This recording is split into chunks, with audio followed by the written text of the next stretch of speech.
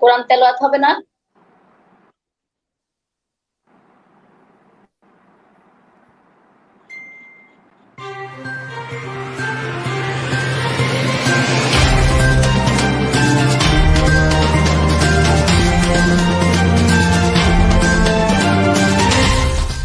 কে AB television, আপনার আমার সবার কথা বলে।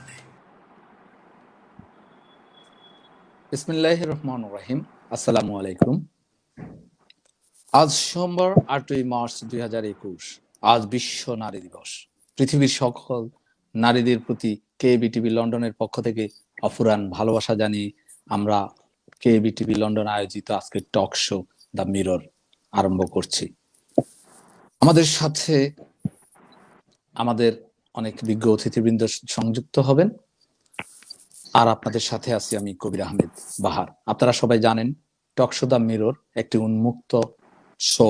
এখানে সব দল মতের মানুষ সংযুক্ত হয়ে তার মতামত, ব্যক্তিগত মতামত জ্ঞাপন করতে পারেন। বিশ্ব নারী দিবস উপলক্ষে আমাদের আজকের টক শোর প্রতিপাদ্য বিষয় হলো নারী নেতৃত্ব, নারী নির্যাতন এবং বিশ্ব নারী দিবস ২০২১। এই বিষয়ে আমাদের সাথে আজকে যারা অংশ নিয়ে কথা বলবেন, বিএনপির সহ শিক্ষা বিষয়ক সম্পাদিকা, সাবেক তুখোড় ছাত্রনেত্রী, রাজনীতিতে উল্লেখযোগ্য নাম, সংসদ সদস্যা এবং নারী অঙ্গনের এক অনন্য নাম হেলেন জেরিন খান। এছাড়া আমাদের সাথে আরো সংযুক্ত হবেন কলকাতার বামপন্থী সমাজকর্মী, আবৃত্তিকার সমিতা বন্দ্যোপাধ্যায়, নারী মুক্তি সংগঠনের নেত্রী ও সংগঠক নাসিমা নাজনীন আমাদের সাথে সংযুক্ত হবেন। এছাড়া আমাদের সাথে সংযুক্ত আছেন চট্টলার অগ্নিকন্যা, রাজনীতির অত্যন্ত পরিচিত নাম, চট্টগ্রাম মহিলা দলের যুগ্ম সাধারণ সম্পাদিকা আখি সুলতানা। কবি ও আবৃত্তিকার জান্নাত সুইমি আমাদের সাথে এর মধ্যে সংযুক্ত হয়েছেন। এছাড়া ঢাকা মহানগর ছাত্র দলের ছাত্রী বিষয়ক সম্পাদিকা আরিবা খান সংযুক্ত হবেন। ইডেন বিশ্ববিদ্যালয়ের তুখোড় ছাত্রনেত্রী, আন্দোলনের মাঠের অগ্নি কন্যা, অগ্রসৈনী সানজিদা ইয়াসমিন তুলি আমাদের সাথে সংযুক্ত হবেন আশা করি। টক শো দ্য মিররে আপনাদের সবাইকে স্বাগতম জানাচ্ছি। আমি প্রথমেই যেতে চাচ্ছি আমাদের আজকের অতিথিবৃন্দের মধ্যে সানজিদা ইয়াসমিন তুলি। সানজিদা ইয়াসমিন তুলি, আপনাকে স্বাগতম আমাদের সাথে সংযুক্ত হওয়ার জন্য। আমরা আপনাকে দেখি মাঠে ময়দানে আন্দোলনে গত আন্দোলনেও আপনি আপনার হাতে ব্যথা পেয়েছেন, আহত হয়েছেন। আমরা আপনার সুস্থতা কামনা করি এবং প্রতিটি আন্দোলনে আমরা হয়তো আপনাকে মাঠে দেখব আশা করছি। আজ বিশ্ব নারী দিবস। বাংলাদেশে গত ৩০ শতকে নারীদের রাজত্ব, নারী শাসক, নারী বিরোধী দলের নেত্রী, নারী সরকার প্রধানমন্ত্রী, নারী স্পিকার, এভরিহোয়ার আমরা যেখানেই তাকাই আমরা দেখি নারীদের নেতৃত্বের জয় জয়কার। আজ বিশ্ব নারী দিবসে আমরা নারীদেরকে অভিনন্দন জানাই এবং আপনার কাছে আমরা আজকে আপনাদের সবার কাছে একই বিষয়ে জানতে চাইব। বাংলাদেশে ৩ ভাগের ১ ভাগ নারী নেতৃত্ব থেকে আসবে, এটা নিয়ম করা হয়েছে। সেই ক্ষেত্রে আমাদের নারী নেতৃত্বের আমি মনে করি যে সংখ্যা এতই কম, তাদেরকে কিভাবে আপনারা উজ্জীবিত করবেন? তাদেরকে আরো অনেক নারী আমাদের নারী নেতৃত্বে সম্পৃক্ত হওয়া উচিত। কিন্তু আরেকটি কথা এখানে না বললেই নয়, সেটা হলো যে নারী নেতৃত্বে থাকাকালীন, নারী শাসক থাকাকালীন নারীদের সব জায়গায় জয় জয় কার সত্ত্বেও নারীরা নির্যাতিত হচ্ছে বিভিন্ন জায়গায়। তো এই প্রেক্ষাপটগুলো আপনি কিভাবে তুলে ধরবেন? সানজিদা ইয়াসমিন তুলি, আপনি যদি আমাকে শুনতে পান। ধন্যবাদ ভাইয়া আপনাকে। ভাইয়া আমার কথা শোনা যাচ্ছে? জি জি, শোনা যাচ্ছে।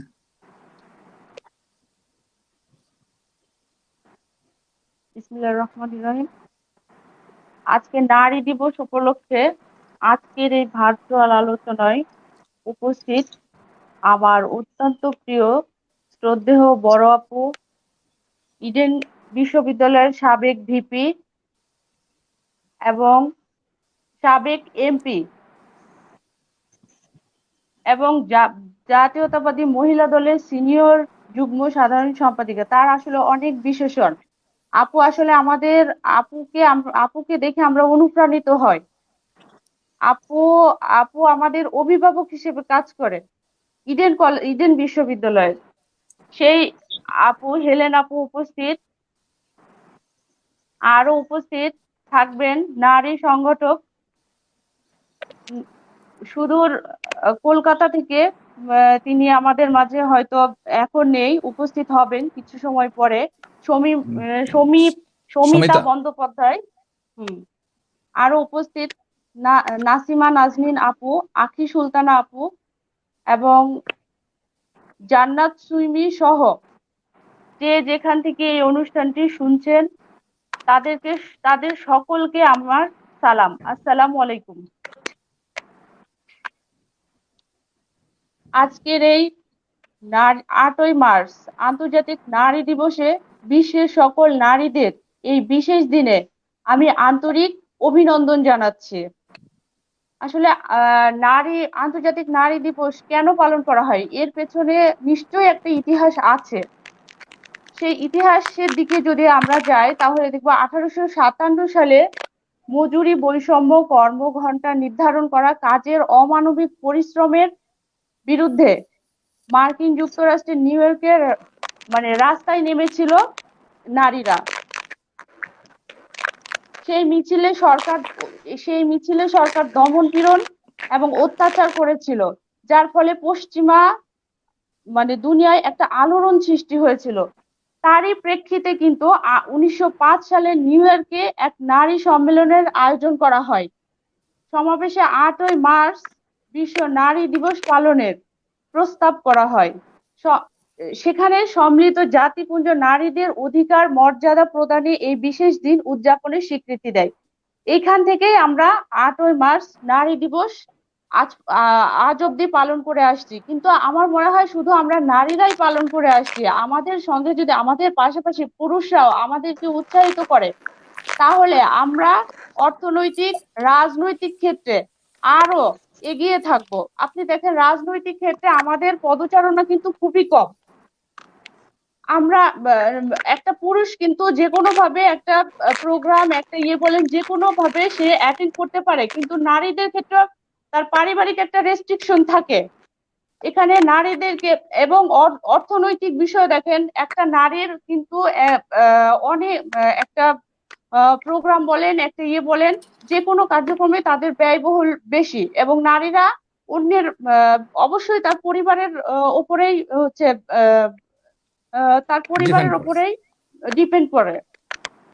সেক্ষেত্রে আমি আমি আমি আমার নিজেকে দিয়ে বলবো যে আমি অনেক কর্মী এবং কর্মীর সঙ্গে যোগাযোগ করি কিন্তু তারা তাদের ফ্যামিলিগতভাবে বলে যে আমার বাবা মা আমার ভাই বোন যে কোনো ভাবে তাদেরকে বাধা দেয়, যার কারণে তারা আসতে পারে না। আর আরেকটা বিষয় যে আমরা কিন্তু নারীদের পদচারণায় বাধা হয়ে দাঁড়ায়। একজন নারী যদি ওপরে উঠে যায় বা নেত্রী হয়ে যায় তখন কিন্তু আরেকটা নারীকে সহজে তারা নিয়ে আসতে চায় না, তারা ওই পজিশনেই থাকো এটা মনে করে। কিন্তু আমি বলবো সৎ এবং মহৎ উদ্দেশ্যে যেসব নারীরা সামনের দিকে আগায়, তাদের কাজের মাধ্যমে কিন্তু আমরা তাদের প্রতি অনুপ্রাণিত হই। আজকে নারী দিবস উদযাপনের মূল উদ্দেশ্য নারীদের সামাজিক, অর্থনৈতিক, রাজনৈতিক সকল ক্ষেত্রে সমমর্যাদা এবং সম অধিকার প্রদান করা। কিন্তু এটা বাস্তবে আমার মনে হয় না এটা বাস্তবে আমরা সম অধিকার বা সমমর্যাদায় প্রাপ্ত। আপনি দেখেন আজকে প্রথম আলো পত্রিকায় একটা দেখলাম যে হচ্ছে প্রথম আলো পত্রিকার শেষ পেজে একটা দেখা গেল যে এটা গাজীপুরের জয়দেবপুরে এই ধরনের ঘটনা ঘটছে। হচ্ছেন স্বামী স্ত্রী দুইজনই কিন্তু পোশাক কর্মী, তাদের একটা ঝগড়া পারিবারিক যাই হোক একটা ঝগড়াকে কেন্দ্র করে তারা এই ঝগড়াকে এমন একটা পর্যায়ে নিয়ে গেছে যেখানে স্বামী জি তার স্ত্রীকে শ্বাসরোধ করে মেরে ফেলছে, এবং মেরে ফেলেই তাকে ক্ষান্ত করেনি, তাকে আবার 7 টুকরো করে জঙ্গলে ফেলে দিয়ে আসছে। তাহলে আমার প্রশ্ন হলো যে সেখানে তো হচ্ছে তার স্বামীও উপার্জন করত এবং তার স্ত্রীও উপার্জন করত, কেন জি কেন তার সঙ্গে এটা করা হলো? এখানে আমাদের পুরুষ শাসিত সমাজে পুরুষ আসলে নারীদেরকে সহযোগিতার ক্ষেত্রে পুরুষদেরকেও আগায় আসতে হবে। হ্যালো, জি জি আমরা হ্যালো, শুনতেছি। হ্যালো, ওয়ালাইকুম সালাম। জি কে? জি বলেন।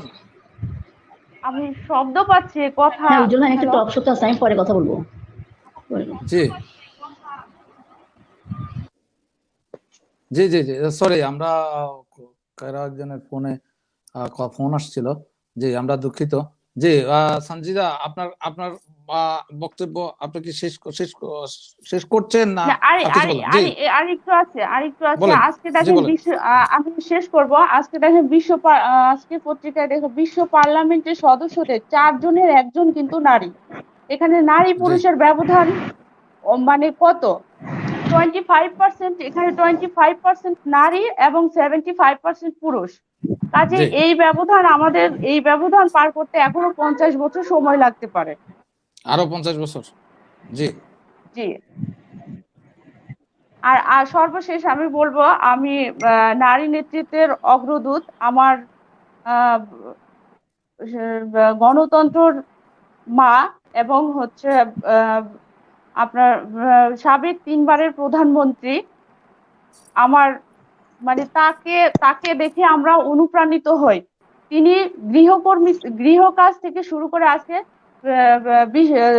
বাংলাদেশের 3 বারের প্রধানমন্ত্রী হয়েছেন। জি তিনি আজকে গণতন্ত্রের জন্য কি পরিমাণ লড়াই করে যাচ্ছেন। তিনি জি আজকে গৃহবন্দী। আজকে এই আমাদের দেশের সরকার কিন্তু নারী, আমি বলবো অবৈধ সরকার নারী। এখানে নারী নারী এখানে আপনার হচ্ছে একটা দেশের সরকার নারী হয়েও বিরোধী দলীয় নেত্রী বেগম খালেদা জিয়া কে আজকে কিভাবে অত্যাচার করতেছেন, তাকে কিভাবে গৃহবন্দী করে রেখেছেন। আমি সবশেষে আমার গণতন্ত্রের মা, আমার দেশনেত্রী বেগম খালেদা জিয়ার মুক্তি কামনা করে আমি আমার সংক্ষিপ্ত বক্তব্য শেষ করছি।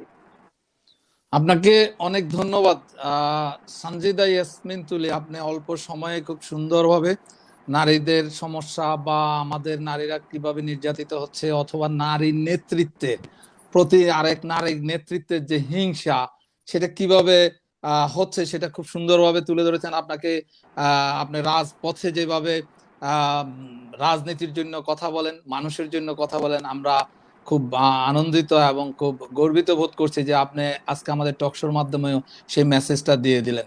আমরা আপনার জন্য সবসময় শুভকামনা করি। সঞ্জিদা ইয়াসমিন তুলি, আপনাকে অনেক ধন্যবাদ। বিশ্বে যা কিছু কল্যাণকর অর্ধেক তার আনিয়াছে নারী, অর্ধেক তার নর। আমরা কোনোভাবেই নর নারী কেউ কাউকে আসলে অবজ্ঞা করার কোনো সুযোগ নেই। যদিও কোনো কোনো ক্ষেত্রে হয়ে থাকে, আমরা আশা করি সেটার ঊর্ধ্বে আমরা চলে যাব। আমি এখন যেতে চাচ্ছি কবি, আবৃত্তিকার, আমাদের প্রিয় আবৃত্তিকার, প্রিয় কবি। আমরা ওনার কাছে আজকে নারী দিবসে কিছু শোনার জন্য যাব। জান্নাত সুইমি, আপনি যদি আজকের বিশ্ব নারী দিবস উপলক্ষে আমাদেরকে কিছু বলেন। আমরা আশা করি আমাদের অন্যান্য অতিথিবৃন্দ আমাদের সাথে সংযুক্ত হবেন এর মধ্যে। জান্নাত সুইমি, আপনি কি হ্যালো, শুনতেছেন আমাকে আমাকে? জি জি আমরা জি, শুনতে আমি পাচ্ছি। শুনতে পাচ্ছি। আচ্ছা, হ্যাঁ জি, বিসমিল্লাহির রহমানির রহিম। আসসালামু আলাইকুম। হ্যাঁ, সবাইকে আন্তরিক ধন্যবাদ জানাচ্ছি এখানে উপস্থিত অতিথিবৃন্দ এবং আমাদের কেএবি টিভি লন্ডনের পক্ষ থেকে আয়োজিত যে সুন্দর একটা অনুষ্ঠানের আয়োজন করা হয়েছে, সেখানে আমাকে কিছু বলার সুযোগ করে দেওয়ার জন্য আন্তরিক ধন্যবাদ। প্রতি বছরে এই 8ই মার্চে যে বিশ্ব নারী দিবস পালন করা হচ্ছে, তার পেছনে অবশ্যই ইতিহাস আছে, যেটা ইতিপূর্বে আমাদের আপু বলে গিয়েছেন। তো সেই সব বিষয়ে না যাই, আমি খুবই সামান্য কিছু বলবো। সেটা হচ্ছে যে বিভিন্ন দেশে বিভিন্নভাবে এই নারী দিবসকে উদযাপন করা হয়। কখনো কখনো কোনো দেশে এই নারীর স্বাধীনতা নিয়ে, এই নারীর আপনার রাজনৈতিক ক্ষমতা, অর্থনৈতিক দিক থেকে, এই সমস্ত দিক থেকে মানে তাদের দাবি প্রতিষ্ঠিত করার জন্যই কিন্তু এই মূলত আমাদের এই আন্তর্জাতিক নারী দিবসটা বিভিন্ন ভাবে আমরা পালন করে থাকি। তো তারই আলোকে আজকে আমাদের এই সুন্দর অনুষ্ঠানের আয়োজন। এবং এখানে আসলে আমরা নারীরা যদি মাঠে নামি বা আমরা নারীরা যদি ঘরের বাইরে কাজ করতে যাই, তো সেই ক্ষেত্রে আসলে আমাদের পারিপার্শ্বিকতা, সামাজিকতা, অনেক রকমের বাধা বিঘ্ন আমাদেরকে পার করে তারপরে কাজ করতে হচ্ছে। বিভিন্ন ভাবে আজকে টিনেজের মেয়েদের দিকে তাকালেও দেখা যাচ্ছে যে তারা রাস্তায় বের হলে বিভিন্ন ধরনের তারা লাঞ্ছিত হচ্ছে। এবং শুধু টিনেজ বলবো না, আজকে আমরা যখন মেয়েরা, আমরা মধ্যবয়সী মেয়েরাও যখন বাইরে বের হচ্ছি, তখনও কিন্তু আমরা বিভিন্ন ভাবে লাঞ্ছিত হচ্ছি। কখনো কথার ভাজে বা কখনো টাচের ভাজে, যেভাবেই হোক আমরা কিন্তু লাঞ্ছিত হচ্ছি। কিন্তু তবুও আজকে আমরা নারীরা যদি মাঠে নেমে আমরা যদি মানে সবাই একত্রিত হয়ে এই আমাদের অধিকারকে প্রতিষ্ঠিত করতে যাই, শুধু কি আমরা নারীরা পারবো? অবশ্যই না। আমার মনে হয় যেন আমাদের সঙ্গে আমাদের পুরুষরাও যদি আমাদেরকে সাহায্য সহযোগিতা করে, কারণ তাদের ঘরে তো মা বোন আছে। তো আমরা যদি সবাই মিলে একসাথে কাজ করি, তবেই কিন্তু নারীর অধিকার প্রতিষ্ঠা করা সম্ভব। তবে সবশেষে আমি আসলে রবীন্দ্রনাথের একটা কথাই বলবো, সেটা হচ্ছে রবি ঠাকুর আমাদেরকে বলে গিয়েছেন যে নারী দাসী বটে, কিন্তু সেই সঙ্গে নারী রানীও বটে। ধন্যবাদ, খুব সুন্দর উপস্থাপনা। আপনি কি আমাদেরকে আজকে কোনো কবিতা শোনাবেন নাকি, জি কোনো জি, আবৃত্তি আজকে শোনাবেন? হ্যাঁ, জি আজকে যেহেতু একটা আপনি আবৃত্তি শোনাবো। জি, ওকে, ধন্যবাদ। আজকে এটা আজকে খুব ছোট্ট পরিসরে আমি লিখেছি, আজকেই লিখেছি। জি। সেটা হচ্ছে, আমি নারী, আমি তো নারী, এ পৃথিবীর বুকে গর্বিত প্রাণ, লজ্জিত প্রাণ নই। বিধাতা আমায় ভুবনে পাঠিয়েছেন অসীম ক্ষমতা, অধিক সম্মান এবং মর্যাদায়। তবে তুমি কেন হে সমাজ আমায় অবহেলা করো, অধিকার থেকে বঞ্চিত করে লাঞ্ছিত করো? নারীর রূপে মোহিত পুরুষ, মমতায় ঘেরা সন্তান, মায়ার বন্ধনে বাঁধিত সংসার, সুখের পরশে পরিবারে বাঁধে ভালোবাসার টান। তবে তুমি কেন হে সমাজ নারীকে করেছ নিচু, নিষিদ্ধ পল্লীতে নামিয়ে করেছ পণ্য?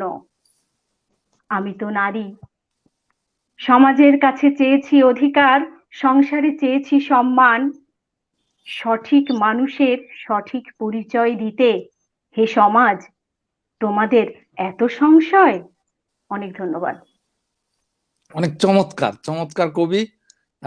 কবি, আপনাকে অনেক ধন্যবাদ। আমাদেরকে আজকে এই বিশেষ দিনে আপনি আমাদের সাথে সংযুক্ত হয়ে কবিতা শোনালেন, দুটি গুরুত্বপূর্ণ কথা বললেন। আমরা এখন যেতে চাচ্ছি চট্টলার রাজনৈতিক অঙ্গনের এক অগ্নিকন্যা, যাকে আমিও দেখেছি দীর্ঘদিন থেকে রাজনীতির সঙ্গে জড়িত। চট্টলার আন্দোলনে, আবেগে, চট্টলার মানুষের যে কোনো ত্যাগ শিকারের সাথে যিনি ত্যাগে এগিয়ে আছেন এবং এখনো আছেন। একসময় সংস্কৃতিতেও আমরা তাকে দেখেছি। আমাদের প্রিয় আপু, চট্টগ্রাম মহিলা দলের বর্তমান যুগ্ম সাধারণ সম্পাদিকা, এক সময় জাসাস নেত্রী আখি সুলতানা। আখি সুলতানা, আপনাকে আমাদের অনুষ্ঠানে স্বাগতম জানাচ্ছি। আমরা এখন নারী দিবস উপলক্ষে আপনার থেকে আপনার বক্তব্য আশা করছি। নারীরা কেন নির্যাতিত হচ্ছে, নারী নেতৃত্বে কেন মানুষ উৎসাহিত হচ্ছে না, আপনি যদি আপনার বক্তব্য সুন্দর করে তুলে ধরেন। ধন্যবাদ কবির ভাই। আসলে আপনি যতগুলো বিশেষণ দিয়েছেন সেগুলো অনেক ভারী। এখন পর্যন্ত আমি এই বিশেষণটা আলগানোর মতো অবস্থানে পৌঁছিনি। তারপরেও বিনয় একটা মহৎ বিষয়, সেটা প্রকাশ করেছেন। ধন্যবাদ আপনাকে। আপনার মাধ্যমে আমি ধন্যবাদ জানাচ্ছি আপনার যেই চ্যানেলের মাধ্যমে আজকে আপনার চ্যানেলটা আপনি আজকে লঞ্চ করেছেন, তাই না? না না না, আমার চ্যানেলের 10 বছর চলছে। এটা হলো আমার প্রায় 100-র উপরে টক শো। আজকে জাস্ট নারী দিবসের টক শো করছি আমরা। জি।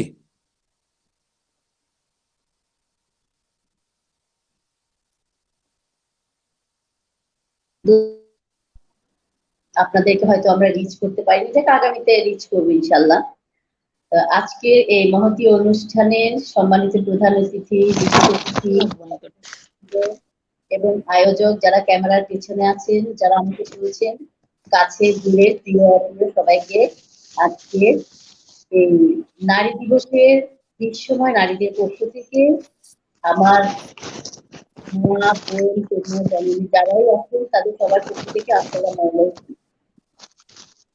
এখানে আমার খুব মিষ্টি একজন মানুষকে দেখতে পাচ্ছি, যাকে আমি নেত্রী হিসাবে কখনো দেখিনি। আমি জানি না সে আমাকে আজকে এখানে কি বকা দিবে না কি দিবে আমি জানি না। আমি তাকে ভাবি বলেই ডাকি, যে হেলেন জেরিনাপা। জি। সবাই অগ্নি বলে, অগ্নি নাই বললাম, আমি বললাম যে কি আওয়ামী লীগের সন্ত্রাস, আওয়ামী লীগের আতঙ্কের, সন্ত্রাসীদের আতঙ্ক হেলেন জেরিন। এই হেলেন জেরিন ভাবি সাবেক ওনার অনেক পরিচয় আছে, সেগুলো সবাই জানেন। শুধু বলবো যে আজকে আমরা সব নারীরা এখানে যারা আছি সবাই কিন্তু একটা ম্যান্ডেট নিয়ে রাস্তায় নেমেছি, যে আমরা একটা গণতন্ত্রের রাষ্ট্র চাই, গণতান্ত্রিক একটা পরিবেশ পরিস্থিতি চাই, যেখানে আমরা কথা বলতে পারবো মানে দ্ব্যর্থহীন কণ্ঠে, যেখানে আমরা পথ চলতে পারবো দ্বিধাহীন পথে, যেখানে আমরা স্বপ্ন দেখতে পারবো নিঃসংকোচে। তাই বলছি আজকে আপনারা যে নারী দিবসে, আন্তর্জাতিক নারী দিবসে আপনারা যে অনুষ্ঠানটার আয়োজন করেছেন, নিঃসন্দেহে এটা সম্মানের দাবি রাখে এবং প্রশংসার দাবি রাখে। আমার পূর্ববর্তী দুজন বোন বলে গেলেন, অনেক কথাই বলে গেলেন, পরিসংখ্যান দিয়ে গেলেন। তো এরপরে হেলেন আপা বলবেন, আমি ছোট্ট করে একটা কথাই বলি, যে 1911 সাল থেকে আমরা নারী আন্দোলনটাকে, নারীর এই দিবসটাকে আমরা চিনতে পারি। হ্যাঁ, তারপরে নারী নারী আন্দোলনের জন্য, কিন্তু এখন আমাদের কথা হচ্ছে আমরা কি শুধু আন্দোলনই করে যাব? আমরা ঘরে আন্দোলন করব, বাহিরে করব, শত্রুর সাথে করব, বন্ধুর সাথে করব, প্রতিবেশী রাষ্ট্রের সাথে করব, আমার দেশের ভিতরে রাষ্ট্রের সাথে রাষ্ট্রের হবে। আমরা কি শুধু মেয়েরা শুধু লাঞ্ছিত আর আন্দোলন আর প্রতিবাদী করে যাব? তাহলে এত আন্দোলন, এত সংগ্রাম, এত টক শো, এত ভার্চুয়াল প্রোগ্রাম গুলো কি দরকার? এগুলার অর্থটা কি? এগুলার গুরুত্বটা কি? আমাদেরকে একটা জায়গায়, আমাদেরকে একটা বৃত্ত তৈরি করতে হবে। একটা বৃত্তের বাইরে থেকে এসে আমরা যদি পা রাখি, আমরা মনে করব যে আমরা সফল হতে যাচ্ছি। আর নারীদেরকে নিয়ে কে কিভাবে ভাবলো আমি জানি না। নারীদেরকে নিয়ে বাংলাদেশের স্বাধীনতার কি বলে যেন, ধ্রুবস্রষ্টা, স্বাধীনতার জনক, আমাদের মুক্তিযোদ্ধা, আমাদের জেড ফোর্সের হাতিয়ার, শহীদ প্রেসিডেন্ট জিয়াউর রহমান বীর উত্তম, তিনি নারীদেরকে নিয়ে ভেবেছিলেন বাংলাদেশের নারীদের জন্য, মা বোনদের জন্য। বাংলাদেশে এর আগে নারীদেরকে নিয়ে কেউ ভাবেনি। তাই ওনার যে 19 দফা কর্মসূচি আছে, আমাদের শহীদ রাষ্ট্রপতি জিয়াউর রহমান বিএনপি কিভাবে সংগঠিত করেছেন, কিভাবে বিএনপি দলটাকে আপনি আজকে বিশ্বের দরবারে এভাবে মাথা উঁচু করে দাঁড়ানোর মতো একটা পরিবেশ তৈরি করে দিয়েছিলেন, সেটা আজকে হয়তো আমরা খুব অল্প পরিসরে যত সহজে বলি, তত সহজে কিন্তু আমাদের সেটা তৈরি হয়নি। আমরা যে একটা স্মুথ ওয়েতে বিএনপি বিএনপি বলে চিৎকার করি, কিন্তু সেই বিএনপি কিন্তু আমাদের শহীদ রাষ্ট্রপতি জিয়াউর রহমান যে 3.5 বছরে যে রাষ্ট্রীয় ক্ষমতা পেয়েছিলেন, জনগণের সেবা করার সুযোগ পেয়েছিলেন, তিনি কিন্তু এই অল্প সময়ের মধ্যে, যদি আমরা বিশ্লেষণ করি, সবচেয়ে বেশি কিন্তু তিনি নারীদের জন্য কাজ করেছিলেন। তাই তো তিনি 19 দফা কর্মসূচি, ওনার শহীদ প্রেসিডেন্ট জিয়া রহমানের যে একটা রাজনৈতিক একটা দূরদৃষ্টিতা, ওনার যে একটা পরিকল্পনা, সেই 19 দফা কর্মসূচির 11 নাম্বার যে দফা আছে, সেই দফাটাই কিন্তু তিনি নারীদের ক্ষমতায়ন, নারীর সম্মান, নারীদের অগ্রযাত্রা, নারীদের চাকরি, নারীদের ব্যবসা, নারীদের কি বলে যেন, সব সব সাইডের নারীদেরকে নিয়ে কিন্তু তিনি কথা বলেছিলেন। সেটা আমাদের 19 দফা কর্মসূচির 11 নম্বর দফার মধ্যে সেটা আছে। নারী উন্নয়নের কথা, যে সরি, নারীর উন্নয়নের কথা জিয়াউর রহমানের 19 দফা হ্যাঁ, কর্মসূচির মধ্যে ছিল। আপনি কথা বলেছেন, সেটাই বলছি। নারীদেরকে জি নিয়ে এই যে এখন কোঠা কোঠা কোঠা কোঠা করছি আমরা, মেয়েদের কোঠা দরকার, ছাত্রদের কোঠা দরকার, এসব নিয়ে কিন্তু শহীদ রাষ্ট্রপতি জিয়া রহমানই কিন্তু ভেবেছিলেন। আমাদের পূর্ববর্তী কিন্তু আরেকটা সরকার এসেছিল, আরেকটা সরকারের যাই হোক উন্নাসিকতার কারণে হয়তোবা তিনি, ওনার হয়তোবা ভেতরে হয়তো ইচ্ছা থাকলে সেটা প্রকাশ করতে পারেন না, কিংবা জনগণের জন্য ভাবার সুযোগ পান না। আমরা সেদিকে নাই গেলাম, আমরা আজকে সমালোচনা না করি কারো, আমরা অন্যদিকে না যাই, আমরা আজকে আমাদের মা বোনদের কথা বলি। দেশ জুড়ে আমরা মা বোনরা কেউ কিন্তু ভালো নেই। আমার 6 মাসের শিশুটিও কিন্তু আজ ধর্ষিত হচ্ছে, আমার সন্তান পেটে থাকে সেও কিন্তু খুন হচ্ছে, আমার বোন গার্মেন্টসে যাচ্ছে সেও কিন্তু ধর্ষিত হচ্ছে, আমার বৃদ্ধ দাদি সেই ঘরে থাকে সেও ধর্ষিত হচ্ছে, আমার প্রবাসী ভাই কোথায় নাই আপনি বলেন। আপনি বলেন যে আমরা মেয়েরা আজকের দিনে 2021 সালের 8ই মার্চ, আজকে যদি জি আপনি খবর নেন বাংলাদেশে আজকে কত মেয়ে ধর্ষিত হয়েছে, কত মেয়ে লাঞ্ছিত হয়েছে, কতজন খুন হয়েছে। আর যদি বিশ্বব্যাপী, যদি আন্তর্জাতিক নারী দিবসের কথা বলেন, বিশ্বব্যাপী যদি আপনি সমীক্ষা নেন, তাহলে তো আর এই আলোচনা, এই টক শোর কোনো মানেই থাকে না। আমি মনে করি আজকের এই এই আলোচনাটা তখন ফলপ্রসূ হবে, তখন আমরা সার্থকতার ঢেকুর তুলতে পারবো, আমরা তৃপ্তির ঢেকুর তুলতে পারবো, যদি শুনি যে কোনো এক 8ই মার্চে জি একটা মেয়ে ধর্ষিত হয়নি, একটা মেয়ে নিরাপদে গার্মেন্টসে গিয়ে সেখান থেকে সন্ধ্যায় ফিরে এসছে, একটা শিশু মায়ের কোলে ঘুমাতে ঘুমাতে স্বপ্ন দেখে খিলখিলিয়ে হেসে উঠেছে, একটা মেয়ে যখন মা ছাড়া, ভাই ছাড়া, বন্ধু ছাড়া কলেজে গিয়ে কলেজ থেকে ফিরে এসেছে, একটা স্ত্রী বা হাজবেন্ড ছাড়া প্রবাসী স্বামী সে তার গৃহে নিরাপত্তার সাথে আছে। যেদিন দেখবো সেদিন আমাদের এই নারী নারী দিবস বলেন, নারী আন্দোলন বলেন, নারীদেরকে নিয়ে কথা বলা বলেন, সেগুলো আমাদের সফল হবে। না হয় এইসব টক শো বলেন, এইসব ভার্চুয়াল প্রোগ্রাম বলেন, এগুলোর কোনো অর্থ নেই। আর আমাদের ঘাড়ের মধ্যে, আমাদের রাষ্ট্রের মধ্যে যিনি মা বসে আছেন, আমরা যে মানবতার মা বলি, সেই মানবতার মা যিনি বসে আছেন তিনি তো আরো ভয়ঙ্কর, তিনি তো আমাদের জন্য আরো দুঃখজনক একটা বিষয় হয়ে দাঁড়িয়েছেন। আমরা কখনো মেয়েরাও ওনাদের কাছে নিরাপত্তা পাই না, আমরা সুবিচার পাই না। আজকে তরুণদের কথা বলতে হয়, আজকে অন্য মেয়েদের কথা বলতে হয়। আমাদের ফেনীর ইসরাত নেবি, আমি এই মুহূর্তে নামটা ভুলে গেছি, এই যে আমাদের তনু, তারপরে ইসমতারা, তারপরে সুলতানা, তারপরে রেখা, আমাদের চিটাগাং এর যে ডেইজি, এরা মারা গেছে, যে এদের কথা কে বলবে? এদের মায়ের বুকের হাহাকার কে নেভাবে? 8ই মার্চ কোনো দরকার নাই, আমাদের প্রতিদিন হোক, 365টা দিন হোক আমাদের 8ই মার্চ, আমাদের 365টা দিন হোক আমাদের সুন্দর স্বপ্নের সকাল, আমাদের 365টা দিন হোক আমাদের রাষ্ট্রের যে নিরাপত্তার জায়গা সেটা হোক, 365টা দিন হোক আমাদের নারীদের জন্য। আর আমরা আলাদাভাবে কেন আমাদের কি বলে যেন অধিকার নিতে যাব? আমাদের কোরআনে আমাদের আব্দুল আলামিন যে আমাদের একটা 30 পারা কোরআন শরীফ দিয়েছেন, সেখানেই তো আমাদের নারীদেরকে অনেক ইজ্জত দিয়েছেন, সম্মান দিয়েছেন। সবচেয়ে বেশি তো আমাদের মেয়েদেরকে আমাদের ধর্মে প্রাধান্য দিয়েছে, সেরকম হিন্দু ধর্মে, সেরকম বৌদ্ধ ধর্মে মেয়েদেরকে কোনো ধর্মে অবজ্ঞা করেনি, মেয়েদেরকে কোনো ধর্মে তুচ্ছ তাচ্ছিল্য করেনি। কিন্তু আমরাই আমাদেরকে তুচ্ছ তাচ্ছিল্যের জায়গায় নিয়ে যাচ্ছি। আমাদের দৃষ্টিভঙ্গি বদলাতে হবে। আমাদের শুধু কাগজে কলমে দৃষ্টিভঙ্গি, কাগজে কলমে এক কলম লিখে দিলাম, সেই লিখার মধ্যে কিন্তু আমাদের দৃষ্টিভঙ্গি, আমি দৃষ্টিভঙ্গি বদলিয়ে ফেললাম, কাগজে লিখে দিলে হবে না। আপনার মেধায়, আপনার বিবেকে, আপনার অন্তরে, আপনার কাজে সেটা ইমপ্লিমেন্ট লাগবে। শুধু শুধু জি পরিসংখ্যান গুনলে হবে না, শুধু শুধু আমরা সেমিনার করলে হবে না, কিন্তু আপনাকে সচেতন থাকতে হবে। আপনার পাশের বাসার, আপনার সন্তান না হোক, আপনার মেয়ে না হোক, আরেকজনের মেয়ে, আরেকজনের মেয়ে, তার মেয়ে, তার বোন। আজকে একটা শব্দ চলে আসছে আমাদের সমাজে, টিজিং। এটা কিন্তু আমরা যখন স্কুল কলেজগুলোতে গিয়েছি, আমরা যখন চাকরি করেছি, রাজনীতি করেছি, আমি ছাত্র রাজনীতি করে এখানে এসেছি, আমি ছেলেদের সাথে আমার 24 ঘন্টার মধ্যে ম্যাক্সিমাম সময়টা আমার রাজনীতি করে, লেখালেখি করে, আর আমার কি বলে যে চাকরি করে কাটতো।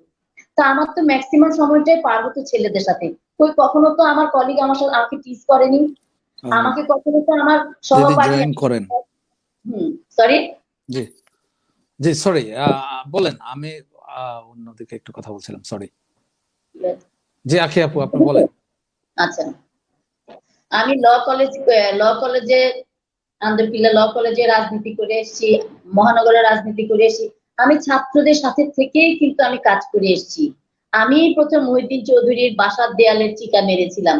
চিকাগুলো মারে সাধারণত মানুষ মনে করে যে চিকা মারে বাম দলের ছেলে মেয়েরা, কিন্তু আমি যখন ছাত্র রাজনীতি করেছিলাম ল কলেজে, আমি যখন নেতৃত্ব দিতাম, আমি ছাত্র আন্দোলন করতাম, তখন মহিউদ্দিন চৌধুরী আমাদের চট্টগ্রামের আওয়ামী লীগের, উনি মেয়র ছিলেন।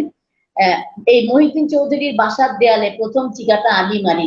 মিনাসি সাহেব তখন হারিকেন মার্কা নিয়ে নির্বাচন করছেন সিটি কর্পোরেশন। তো জি। তাহলে আপনাকে কোনো না কোনো জায়গায় সততার জায়গা থেকে আপনাকে দাঁড়াতে হবে। আপনি দেখেন, একবার ঘুরে দাঁড়ান, দেখবেন আপনার পিছনে আর 10টা মেয়ে ঘুরে দাঁড়িয়ে গেছে। একটা বোন আমার একটু আগে বলে গেল যে আমরা মেয়েরা যখন সামনের দিকে হাঁটতে যাই, পেছন থেকে কেউ একজন আমাদেরকে টেনে ধরে, হয় ইঁদুরের মতো লেজ টেনে ধরে, আর না হয় বানরের মতো খামচি মেরে পা ধরে রাখে। কিন্তু এটা কিন্তু সব ক্ষেত্রে না। একটা জিনিস আমরা মনে রাখি, আমি যদি যোগ্য হই, আমি যদি একটা চেয়ার ওই আমার গোলটা যদি আমি ঠিক করে রেখে আমি কাজ করি, আমার ইমানি দায়িত্ব থাকে, আমার নেতৃত্বের যদি কোনো দুর্বলতা না থাকে, তাহলে সে যতই আমার পা ধরে টানুক, যতই আমাকে খামচি দেয়, আমাকে কিন্তু সরাতে পারবে না। একটু থমকে যাব, সেটা যেই হোক, ক খ গ যেই হোক, একটু থমকে যাবে, একটু পেছনে যাবে, তবে সব পিছিয়ে যাওয়া কিন্তু অমঙ্গল নয়। সব পিছিয়ে যাওয়া, একটু পিছিয়ে যাওয়ার অর্থ হচ্ছে আমি সেখান থেকে আবার সামনে আসছি। সুতরাং ভয়ের কোনো কিছু নেই বোন, তোমরা এত, আমরা এসছি, আমরা ছাত্র হলে মাথাতে বসে, হেলেনাপা থেকে কোথায় এসছে? হেলেনাপার নাম শুনলে আগে মানুষ ভয় পেত, আওয়ামী লীগের অনেক অনেক গল্প আছে। হ্যাঁ, তাহলে দেখো সে কিন্তু ঘুমিয়ে ঘুমিয়ে ঘুষি। আমরা ভয় পেতাম না। আখি আপু, আমি একটু আখি আপু, আমি একটু থামাই আপনাকে। হেলেন আপার কথা শুনলে, হেলেন আপা বক্তব্য দেবে, আমরা ছাত্র দল করতাম এক সময়, বা অন্য মানে অন্যান্য বিভিন্ন সামাজিক সংগঠনের সাথে। তখন আমরা হেলেন আপার বক্তব্য শোনার জন্য যেতাম। হেলেন আপার বক্তব্য শোনার জন্য শুধু ছাত্র দল বা বিএনপির লোকেরা যেত না, অন্যান্য দল, অন্যান্য দলের নেত্রীরাও যেত। জি, জি আখি আপু। ওনাদের একটা বিষয় আছে, ইডেন কলেজ শুনলে ছেলেরা ভয় পেত। আর ইডেন কলেজের সামনে একটা বলি, ইডেন কলেজের সামনে কিন্তু খুব খুব বেশি সাহসী ছেলেরা ট্রেন করার জন্য সেখানে দাঁড়াতো।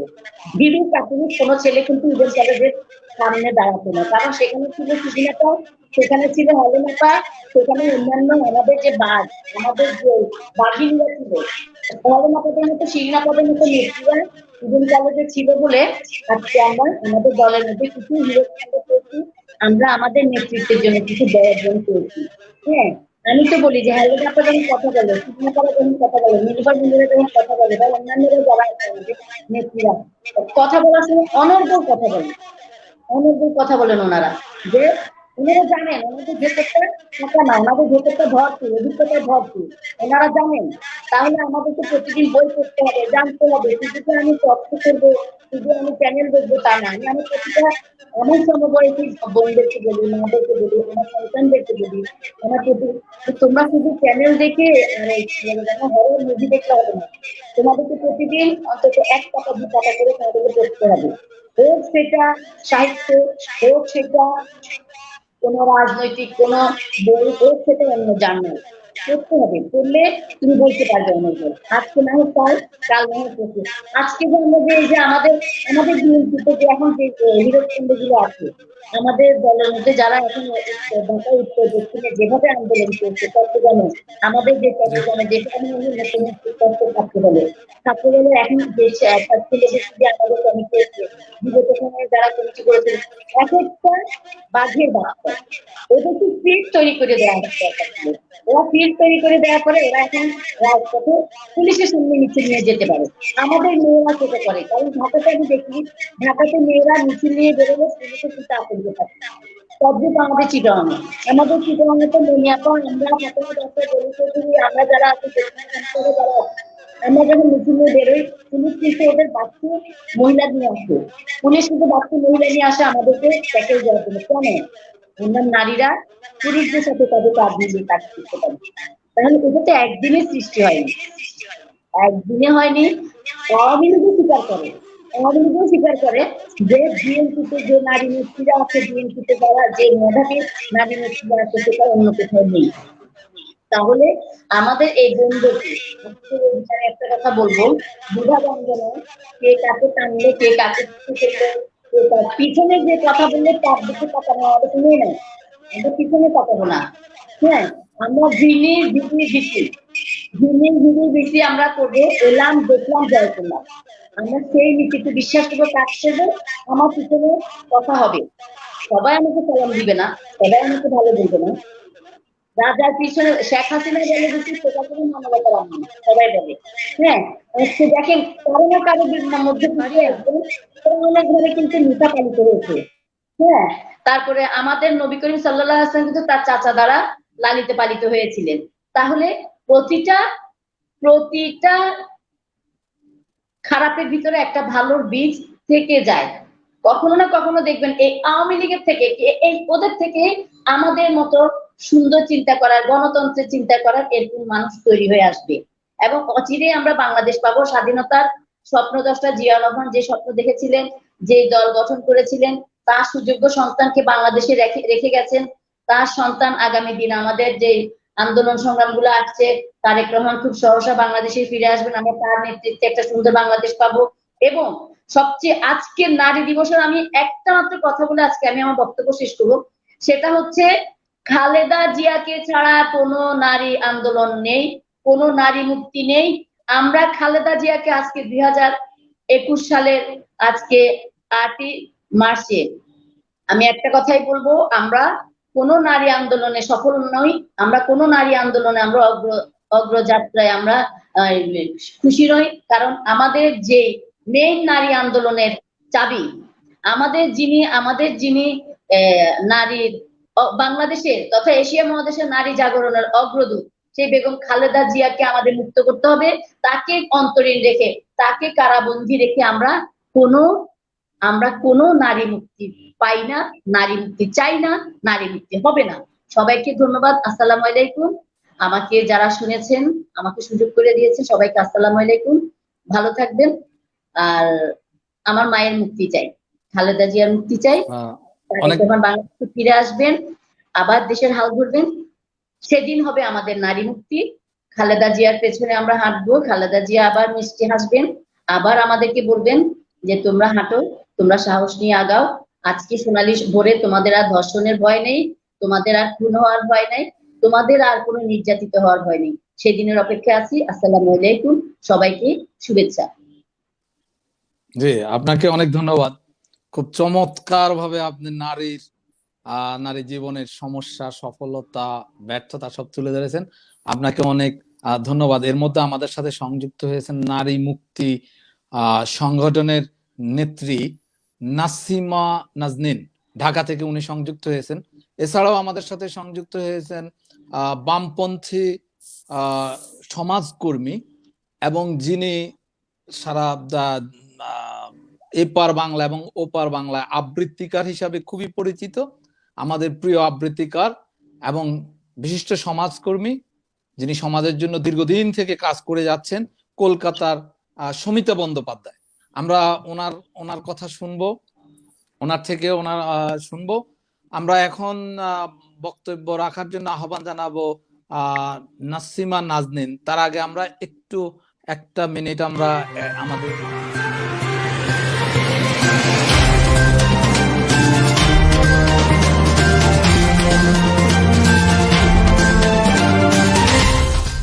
কেএবি টেলিভিশন, আপনার আমার সবার কথা বলে। জি, নাসিমা নাজনীন,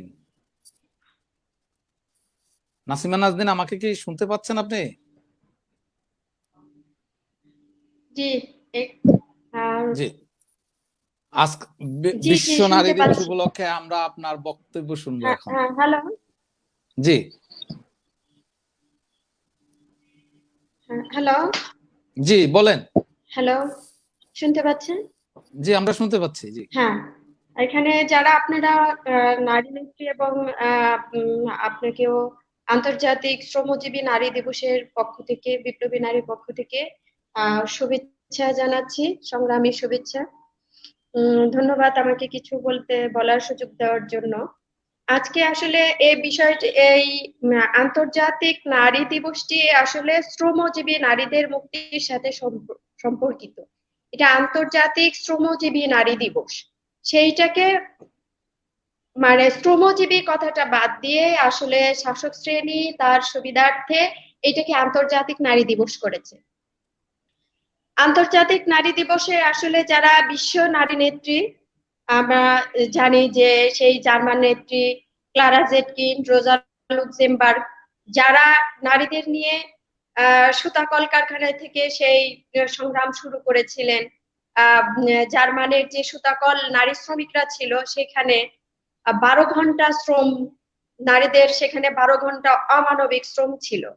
সেই শ্রমের ভিত্তিতে নারীদের অধিকার আদায়ের প্রশ্নে 8 ঘন্টা শ্রমের ভিত্তিতে এবং নারীদের মাতৃত্বকালীন ছুটি, তাদের স্বাস্থ্যগত নিরাপত্তা, নারী হিসেবে তাদের নিরাপত্তা, পর্যাপ্ত বিশ্রাম ইত্যাদি বিষয়গুলো নিয়ে আন্তর্জাতিক নারী দিবসের যাত্রা শুরু হয়েছিল। 1910 সালে ক্লারা জেটকিন এটাকে নারী দিবস হিসেবে ঘোষণা করেন। সেই থেকে আমরা নারী দিবস পালন করে আসছি। কিন্তু আজকে যারা ক্ষমতায় থেকে যারা নারী দিবস পালন করেন, তারা অনেকেই বলে থাকেন, যেমন যদি আমি বাংলাদেশের প্রেক্ষাপটেই বলি, যে আমাদের এই দেশে দুইটা প্রধান রাজনৈতিক দল আছে, আওয়ামী লীগ এবং বিএনপি, ক্ষমতার ভিতরে এবং বাইরে। পালাক্রমে এরা বিভিন্ন সময়ে ক্ষমতায় থেকেছেন এবং ওনারা যে বিষয়টি বলেন যে নারীর ক্ষমতায়ন হলেই নারী অধিকার প্রতিষ্ঠিত হবে না, যদি না সমাজ পরিবর্তনের সাথে সেটা সম্পর্কিত না হয়। নারীর ক্ষমতায়ন হলে কি হবে? নারীরাও পুরুষদের মতোই একইভাবে কর্তৃত্ব পরায়ণ হয়ে উঠবে। দেখেন, আজকে আমরা দেখতে পাই যে এই যে বিভিন্ন নারী ইস্যুগুলোতে যারা নারীবাদীরা আছেন, নারীবাদের কথা যারা বলেন, তারা কিন্তু রাস্তায় এসে দিনে নারী মুক্তির স্লোগান দেন, আর হচ্ছে বাসায় ফিরে আবার সেই কাজের মেয়েদের উপরে সেই চড়াও হয়ে লাঠি পেটা করেন, আগুনের সেক দেন। এরকম অসংখ্য নারী আছে যে তারা রাস্তায় নেমে একদিকে নারী মুক্তির স্লোগান দিচ্ছে, অন্যদিকে বাসায় গিয়ে নিজের কাজের মেয়েকে বেদম ভাবে প্রহার করছে, পিটাচ্ছে। এটা তো আসলে নারী মুক্তি না। নিজেকে নারী হিসেবে ফোকাস।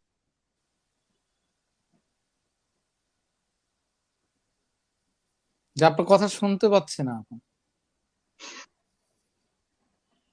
ওনার মনে হয় এটা ডিসকানেক্ট হয়ে গেছে। না, ওনার কথা আমরা শুনতে পাচ্ছি না। বাট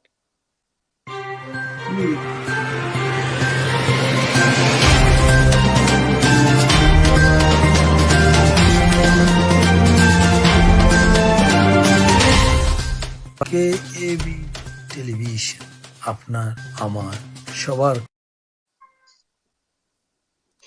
জি, নাসিমা নাজনীন, আপনি কি আমাকে শুনতে পাচ্ছেন?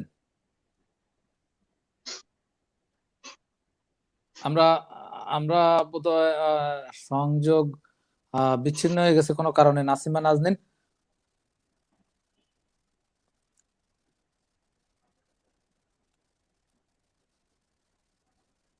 জি,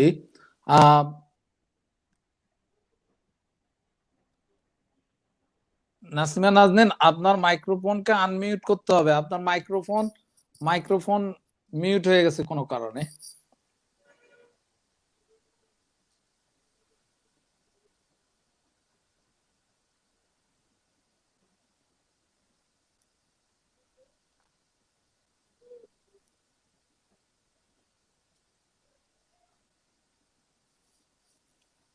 আমরা দুঃখিত, আমরা নাজনীন আপনার কথা শুনতে পাচ্ছি না। সমিতা বন্দ্যোপাধ্যায়, আপনি কি আমার কথা শুনতে পাচ্ছেন? নমস্কার, হ্যাঁ জি শুনতে পাচ্ছি। জি, সমিতা বন্দ্যোপাধ্যায়, আপনাকে অনেক অনেক কৃতজ্ঞতা। আপনি সেই অপার বাংলা কলকাতা থেকে আমাদের সাথে সময় দিচ্ছেন, সংযুক্ত হয়েছেন আপনার ভালোবাসার জন্য। এই নারী দিবসে আপনাকে অনেক ভালোবাসা এবং আমাদের কেবি টিভির পক্ষ থেকে নিরন্তর ভালোবাসা সবার জন্য, সব নারীদের জন্য, সব পুরুষদের জন্য, সব মানবতার জন্য, এবং আমি মনে করি সব মানুষের জন্য। আসলে আজকে নারীদের নির্যাতনের কথা বলা হচ্ছে দিদি, আমি বা আমার মনে হয় যে নারীরাও নির্যাতিত হচ্ছে, সাথে সাথে আমরা পুরুষরা যারা আছি আমরাও মাঝে মাঝে বোধহয় কিছু কিছু ক্ষেত্রে নির্যাতিত হই। আশা করি আপনারা আমাদের কথাও মনে রাখবেন। জি, সমিতা বন্দ্যোপাধ্যায়, আপনি যদি আজকে নারী দিবসের বিষয় নিয়ে আপনার বক্তব্য উপস্থাপন করেন। নমস্কার এবং অভিনন্দন আপনাদের সবাইকে, অভিনন্দন আমার ছোট ভাই ফারুক গাজীকে। নিরন্তর আপনি বাসার ভাই, আপনারা যারা নিরন্তর আমাদের সাথে সংযোগ রেখে চলেছেন, দুই বাংলার সাথে আমরা ওতপ্রোতভাবে জড়িয়ে আছি, তাদের প্রত্যেককে আমার সংগ্রামী অভিনন্দন এবং অভিবাদন। অনেক অনেক বছর আগে যে লড়াই ক্লারা জেটকিন উনি বলছিলেন, ক্লারা জেটকিন শুরু করেছিলেন, সেই সূত্র ধরে আজ কিন্তু সারা ইউএসএ ছুটি ঘোষণা করেছে। কিন্তু আমরা যারা উন্নতশীল দেশ বলে আমরা যাদের মনে করি, যারা এখনো পিছিয়ে উন্নতি করতে চেষ্টা করছি, কিন্তু আমরা অন্য অন্য দেশের থেকে পিছিয়ে আছি, যেমন আমি ভারতবর্ষ থেকে বলছি, আমরা কি সত্যি আমরা নারী দিবসটাকে উদযাপন করছি, কিন্তু নারী দিবসের নারী সত্যি কি নারী দিবস? এখনো তো নারীরা বস নয় সেই অর্থে। আমরা এটাকে প্রত্যেকটা দিনের জীবন সংগ্রামের মধ্যে এটার চর্চাটা যদি রাখি, যে একটা মেয়েকে সমান অধিকার দেওয়ার যে চর্চা প্রতিনিয়ত, সেটা করলে এটা তো একদিনে কিছু হবার নয়। আমাদের দেশে একটা সময় এরকম ছিল যে স্বামী মারা গেলে স্ত্রীকে জ্বালিয়ে দেওয়া হতো, পুড়িয়ে দেওয়া হতো, সহমরণ প্রথা ছিল। সেই প্রথা থেকে আমাদের বের করে আনতে সাহায্য করেছিলেন যারা, তারা কিন্তু পুরুষ। রামমোহন, বিদ্যাসাগর, এদের কয়েকজনের আমরা নাম জানি না, কিন্তু অনেক পুরুষ এদের সাথে ছিলেন যাদের নাম হয়তো উচ্চারিত হয় না। আমরা রামমোহনকে চিনি, আমরা রামমোহনের নাম জানি, বিদ্যাসাগরের নাম জানি, কিন্তু তাদের পাশেও অনেকে, তাদের ছাত্ররা, তারা অকুত ভয়, তখন ব্রাহ্মণ্যবাদের ভয়ঙ্কর একটা অনুশাসন ছিল, জ্বালিয়ে দেওয়া হতো, পড়তে দেওয়া হতো না। সেই জায়গা থেকে একটু একটু করে মেয়েদের যে আজ আপনারা দেখছেন, একটি মেয়ে সে রাস্তায় চলাফেরা করছে একজন পুরুষের মতোই, সে তার পড়াশোনাটা শেষ করছে, পড়ে চাকরি করছে, কিন্তু তারপরেও তো একটা কথা থেকে যায়, আমরা কি সত্যি একটা পুরুষের সমান অধিকার পাচ্ছি না। পাচ্ছি সেখানেই যেখানে সরকারি চাকরি, কিন্তু যেখানে বেসরকারি চাকরি, যেখানে কোনো সংগঠিত নয় মহিলারা, অসংগঠিত ক্ষেত্রে আমাদের কি সমহারে বেতন দেওয়া হচ্ছে? আমাদের মনে আমি বলতে চাইছি নারীদের সমবেতন এখনো চালু হয়নি, সমবেতন চালু হয়নি, সমমর্যাদা সেটা চালু হয়নি, সেটা কখনোই সমহারে নয়। যে মর্যাদাটা একজন নারীর পাওয়ার কথা, একজন নারী রাস্তায় তাকে কোনোভাবে হেনস্থা করা হলো, তখন সোচ্চারে অন্য মহিলারাও বলছেন যে এত রাত্রিরে রাস্তায় বেরোনোর দরকার কি ছিল? আসলে কি দরকারটা ছিল? তার বাড়িতেই হয়তো অসুস্থ মা, আর কেউ নেই। এরকম তো আমরা অনেক জানি, এরকম অনেক ঘটনা। সেক্ষেত্রে এটা না প্রত্যেক দিনের চর্চা, যে আমরা একটা নারীকে সেই লড়াই করবার যে সাহসটা, সেটা বাড়ি থেকেই দেব। আমাদের লড়াইটা কিন্তু শুরু হয় বাড়ি থেকেই। আমাদের ভাই তিনি পুরুষ, আমার বাবা তিনি পুরুষ, আমার স্বামী তিনি পুরুষ। এই যে পুরুষেরা, তারা যদি এগিয়ে আসেন, আমি যখন চাকরি করছি আমার মেয়ে চাকরি করবে না কেন, বা আমার বোন কেন করবে না, বা আমার মা কেন করবে না চাকরি, এই যে কথাটা একজন বাড়ির পুরুষ সদস্য তিনি যদি তার স্ত্রীকে বা বোনকে বা মেয়েকে এগিয়ে দেন, তাহলে লড়াইটা অনেক নরম হয়, এত কঠিন থাকে না। আমাদের কিন্তু লড়াইটা শুরু হয় একদম বাড়ি থেকে। জি হুম। তো আমি যেহেতু আবৃত্তি করাই আমার পেশা এবং ভালোবাসা, আমি কি জি আপনাদের এই ধরনের কোনো কবিতা শোনাতে পারি? জি জি ভালো, আমার মনে হয় আমরা একটু কবিতা শুনলাম, ভালো লাগবে। জি, হ্যাঁ, আচ্ছা। হাতছাড়া করবো কেন, আপনাকে যেহেতু পেয়ে গেছি। জি শঙ্খ ঘোষের একটি কবিতা। একজন মহিলা, তিনি এয়ারপোর্ট চত্বরে ভিক্ষা করে দিন যাপন করতেন। তাকে জি ওইখানে অনেক বিদেশি নানান রকম মানুষ আসেন।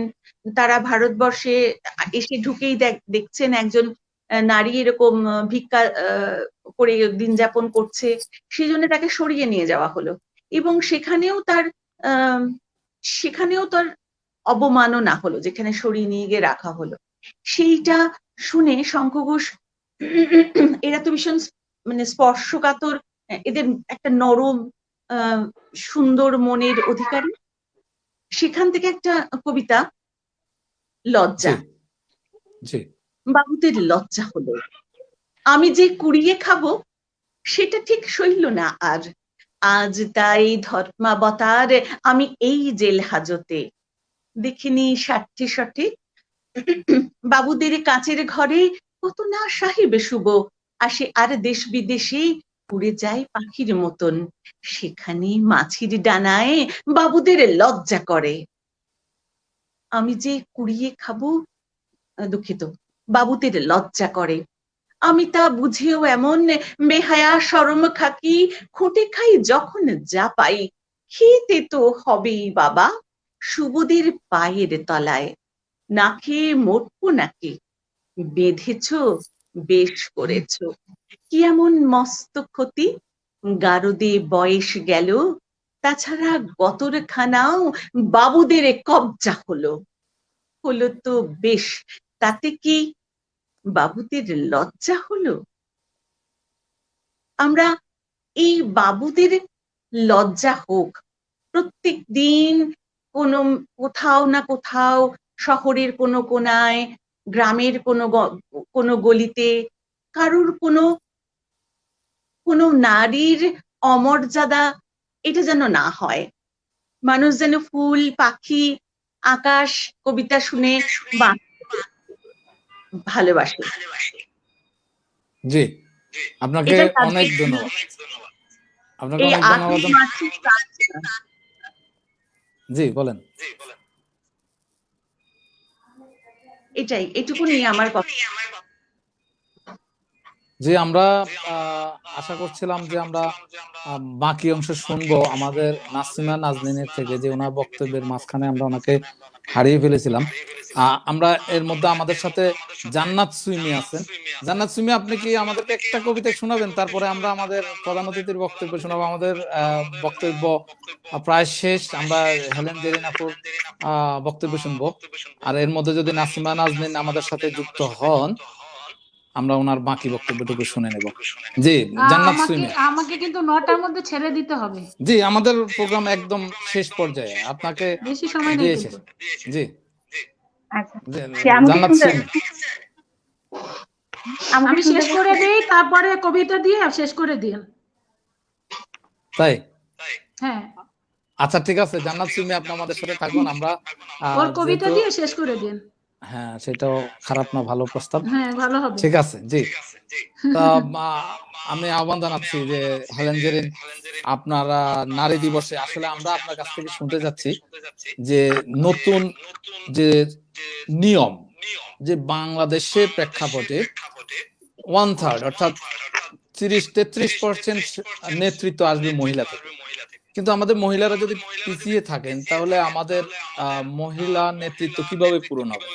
তাই তাদেরকে আগ্রহী করে তোলার জন্য আপনার কি কি আহ্বান থাকবে, এবং নারীরা বাংলাদেশের প্রেক্ষাপটে প্রধানমন্ত্রী, বিরোধী দলীয় নেত্রী, সংসদের স্পিকার থেকে শুরু করে সর্বত্র অনেক পর্যায়ে নারী নেতৃত্ব আছে, নারীরা ক্ষমতায় আছে। তবু কেন নারীরা নির্যাতিত হচ্ছে? নারীরা যাতে নির্যাতিত না হয় তার জন্য আপনার কি উপদেশ থাকবে? জি, হেলেন জেরিন খান। ধন্যবাদ কবির উদ্দিন বাহার সাহেব আপনাকে আজকের এই গুরুত্বপূর্ণ আলোচনায় আমাকে কথা বলার সুযোগ দান করবার জন্য। এখানে উপস্থিত আলোচক বৃন্দ, আমার অত্যন্ত স্নেহের আখি সুলতানা, এখানে উপস্থিত হয়েছে তুলি, ইডেন বিশ্ববিদ্যালয় কলেজের 1 নম্বর জয়েন্ট কনভেনর, সদস্য সচিব, অত্যন্ত বলিষ্ঠ নেত্রী। এখানে উপস্থিত আছেন কলকাতা থেকে সৌমিতা দিদি, অনেক ভালো একটা কবিতা আবৃত্তি করলেন, কথাও বললেন, খুব ভালো লাগলো।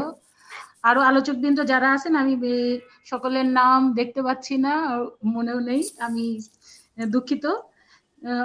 সবাইকে আমার ব্যক্তিগত পক্ষ থেকে, জাতীয়তাবাদী মহিলা দলের পক্ষ থেকে সংগ্রামী শুভেচ্ছা, অভিনন্দন।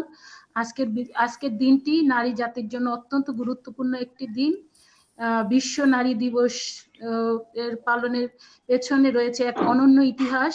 1857 সালের 8ই মার্চ আমেরিকার নিউ ইয়র্ক শহরে একটি শুজ কারখানার মহিলা শ্রমিকগণ কর্মক্ষেত্রে মানবতার জীবন ও 12 ঘন্টা কর্মদিবসের বিরুদ্ধে আন্দোলন শুরু করেন। তাদের উপর নেমে আসে পুলিশি নির্যাতন। 1860 সালে ওই কারখানার মহিলা শ্রমিক ইউনিয়ন গঠন করেন আর সাংগঠনিকভাবে আন্দোলন চালিয়ে যেতে থাকেন। 1908 সালে প্রায় 15,000 নারী কর্মঘণ্টা, ভালো বেতন ও ভোট দেওয়ার অধিকার দাবি নিয়ে নিউ ইয়র্ক সিটিতে মিছিল করে। তারপর 1910 সালে 8ই মার্চ কোপেনহেগেনে শহরে অনুষ্ঠিত এক আন্তর্জাতিক নারী সম্মেলনে জার্মানির মহিলা নেত্রী কারা জেটকিন 8ই মার্চকে আন্তর্জাতিক নারী দিবস হিসাবে ঘোষণা করেছিলেন। এরপর থেকেই সারা পৃথিবীতে এই নারী দিবসটি বিপুল উৎসাহ উদ্দীপনা নিয়ে পালন করা হয়।